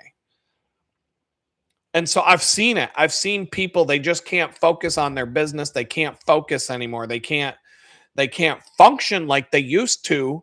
When I have not been able to function mentally like I could. Things were actually like right before the 2020 scam. My life was probably the best it ever was. And then March 13th, 2020, it was never good after that. My life was never good. And I was constantly ready to go to civil war, like straight up. I was like, when this shit starts, you don't need the draft. There's going to be plenty of volunteers. I'll be right there. Which gun you want me to bring? I'm ready. I'm good. I'll go. I'll show up. I'm not going to be the first one to the fucking club, but I was far from alone in my neighborhood. Everybody in the goddamn lived on a rifle range. Before that, I lived there for 6 years. Oh, here goes the connection. It's unstable. Imagine why. I wonder why. So anyway, it is kind of late. We've been going for 3 hours tonight. The Google Analytics bot said that my 3-hour live streams are the reason why no one wants to watch. What? Am I supposed to have a 5-minute live stream for the short attention span TikTok retards and then I'll get popular? But anyway, I want to thank everybody for coming to hang out tonight. If you're watching the replay, I'm going to thank you too for showing up, being a cool cat. We're going to be back at it next week. And let me see here. I just lost my screen. Are we still? Yeah, we're still live. I just got to do that. Okay. So we're going to do this again next Wednesday. The members only live streams. I don't know when I'm going to do it again. But I'm not going to stop doing them. I just have to figure out where it fits. And I know a lot of you have said that you like coming on a weeknight around 6 o'clock and Sunday. I mean, Sunday's hard for me too. Tuesdays, if I don't go to the gym, would be good. But then Tuesday and Wednesday having to do this, and I'm trying to build that website, and I'm trying to do like 50 other things. And YouTube's like I said, I'm shadow banned. So I can't make any money doing YouTube. And so I kind of have to balance out, like, how do I make a living if YouTube's not going to let me do it here?